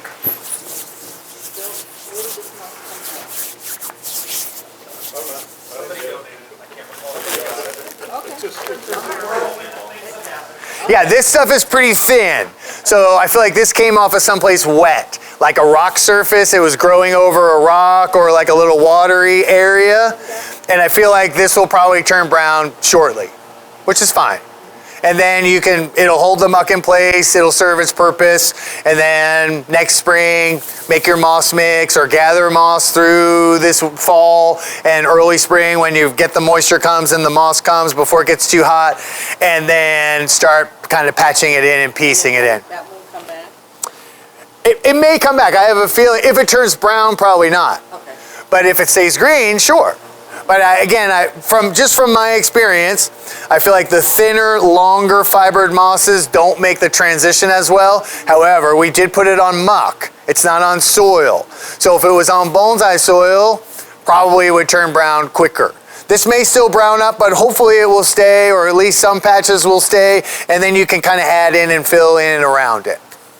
Can you talk down in the future? So we're going to develop this tree in years to come. We're going to refine the foliage. We're going to finalize our aesthetic. When it comes to root care in the future, what techniques or things should we look at? Slab work versus a pot is much different, Yeah. and you really can't remove it from the slab in its entirety. I would say you could, without blinking, go 10 years without addressing the roots on this at all. So it's not my problem. That depends. That depends. But no, I don't. It's not. Poking it, looking for No. rotting roots. No, because the soil is very well draining. It's really actually a good soil for a juniper composition. It's a good, well draining soil, especially with the muck on the outside. So it keeps that inner core is going to be drying out, right? Not only does it have drain holes, but anything that sheets off is going to leave. It does have a slight depression, but those drain holes will serve, and they won't clog with the wires there. Again, it's a really coarse soil, and so it's a fine mix for this, and I think that's going to allow the roots to really spread out. And again, as they hit that muck on the ends, if it gets too moist and they don't like it, they'll back up. More than likely, they'll grow into it. And if they get beyond it and start getting to the air, it kind of self-prunes and they just die back to the edges. Now, over time, they could certainly thicken up, but there's a lot of room in here. When you consider what size bonsai pot a tree this big would be in, there's a lot of room for the roots to grow. And so I would say there's no need to repot this anytime in the near future. Unless you see something happening, tree health-wise in the future. In that case, we'll call you. Yeah, call me. Yeah, I could come back and continue to develop it through the years, whatever you guys want to do. This can come up higher too, right? If you want to develop this up, so then you're coming down, if you want to, this is just the beginning. This is really the structure, and we didn't even do much with the structure for all the reasons that we talked about. But, cool twisted trunk material. Like I said, this one has a wire here, so I'm imagining that they wired this and tried to twist it and left it, and the tree grew around the wire, of course, long ago. Because you can't tell, and then all of a sudden it's like, bam, there's this wire sticking out. And I don't know that the tip of these will get close enough to really. Chris, what about fertilization for that tree? Should it be let go? For this year, depending on your weather. So if you get 2 or 3 weeks in, the weather's still favorable. When do you normally bring the trees in around here? Around Thanksgiving. Okay, so same as us. So there's the opportunity to give it a feed or two before dormancy, depending on weather. And I would do something with a high phosphorus count versus nitrogen. So you're familiar with the NPK and your 3 numbers. So the second number should be 3 to 4 to 5 times higher than the first number. And that's going to send some energy to the roots. We don't want to push foliage growth because whatever you push on the tips is not going to be useful. And it's not going to have long enough to photosynthesize to give back the energy it took to make it. And so it's probably going to push a little bit. We did prune it, right? So we're removing the auxin, or the plant growth regulating hormone that is suppressing the inner growth. So by cleaning it up and by removing some of the tips, we're now doing that. It's also, this one we took some root mass, but not nearly that much. And these two we took a very limited amount on. This one, I think is going to benefit from the root pruning because it was wet under there, and a lot of those underneath roots were not good, healthy roots. They were thick roots like this that had no feeder roots on them. So I think this tree you might even see push a little bit before the end of the year because you're going to get a lot of new fine feeder root growth. And again, it's a nice, well-draining soil. So when you're watering, you're going to water. You want to water over the base all around because the soil's really loose. So anywhere the water goes, it's going to go straight through. So water all the way around, but stay close to the trunk on each one. And then just try to avoid the muck being displaced. Would you do like a 0-10-10? You could do a 0-10-10, sure. I wouldn't do it right away, but you know, give it a couple of weeks. Like that Alaska, the fish one or whatever the Alaska makes a 0-10-10. Absolutely, absolutely. That would be a good one. Yeah. I bought a ton of them with Dallas Bonsai when they went out of business Yeah. 2 years ago. I stocked up some of them. Yeah. So I typically use 3 different kinds of fertilizer. In the early spring, I will use something like what I'm referring to as a bloom formula, but it's a higher phosphorus count in the early spring, but especially for deciduous trees because I don't want to make big leaves, right? So low nitrogen early spring, if need be at all.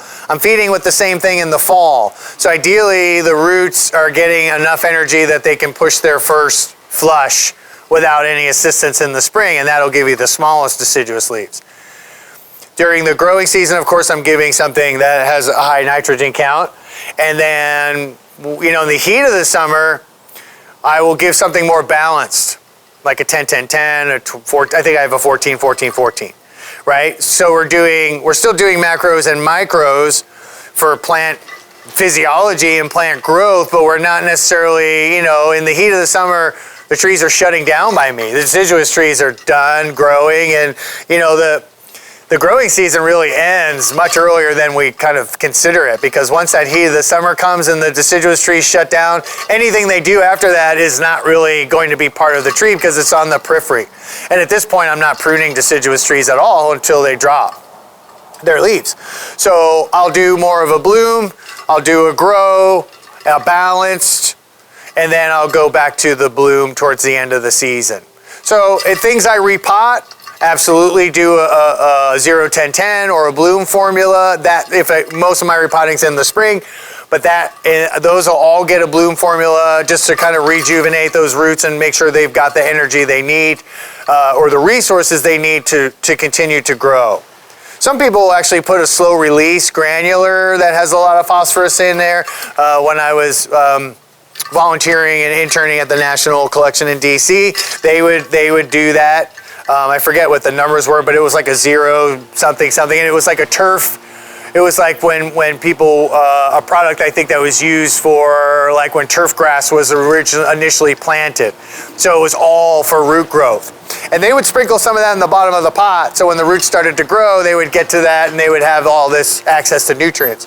So, but you know, I'm reevaluating how we feed, reevaluating the health of the collection, looking more towards using organic fertilizers and not being so dependent on chemical fertilizers and that sort of stuff. So, you know, the little bags of organic fertilizer as slow release, that sort of thing, with a smaller collection is something that could be done. With 300 trees, it's harder for me to do the organics because it's super expensive. And you know, if you do the tea bag method, it's like how many tea bags? I have volunteers, but yeah, they get a little ornery if they're filling tea bags for 3 weeks or something. So, we have But how do you know per tree what, you know? The courtyard trees we do by hand. The grow out trees and everything are in an injector. So it's just a rate. So it's mixed, the bag that I use is mixed to a concentrate, and then it's injected in at a rate, usually 1 to 50. And then that goes to the hoses that feed everything. So I use the same concentrate for the courtyards, and it usually winds up being like, I use a cap, so it's about a cap full per gallon, as I do about 5 caps per And if we water a ton in the courtyards because of the exposure during the growing season, so I feed weekly. We're getting product on them every week. I do mix in a little iron. I do occasionally use like a cow mag of magnesium. It's good for greening things up and that sort of thing. So so I do mix in other things. I do iron once or twice a year. Usually in the early spring, I'll do iron for everything. But with the hand, is that like in a pump sprayer? No, just a watering can. Just a watering can. Okay. Yeah. Well, I make it in 5-gallon buckets so the dilution is more consistent, and then we just pour messily. Let it flow like you would put it in Yeah. water. Yeah. Just water it through.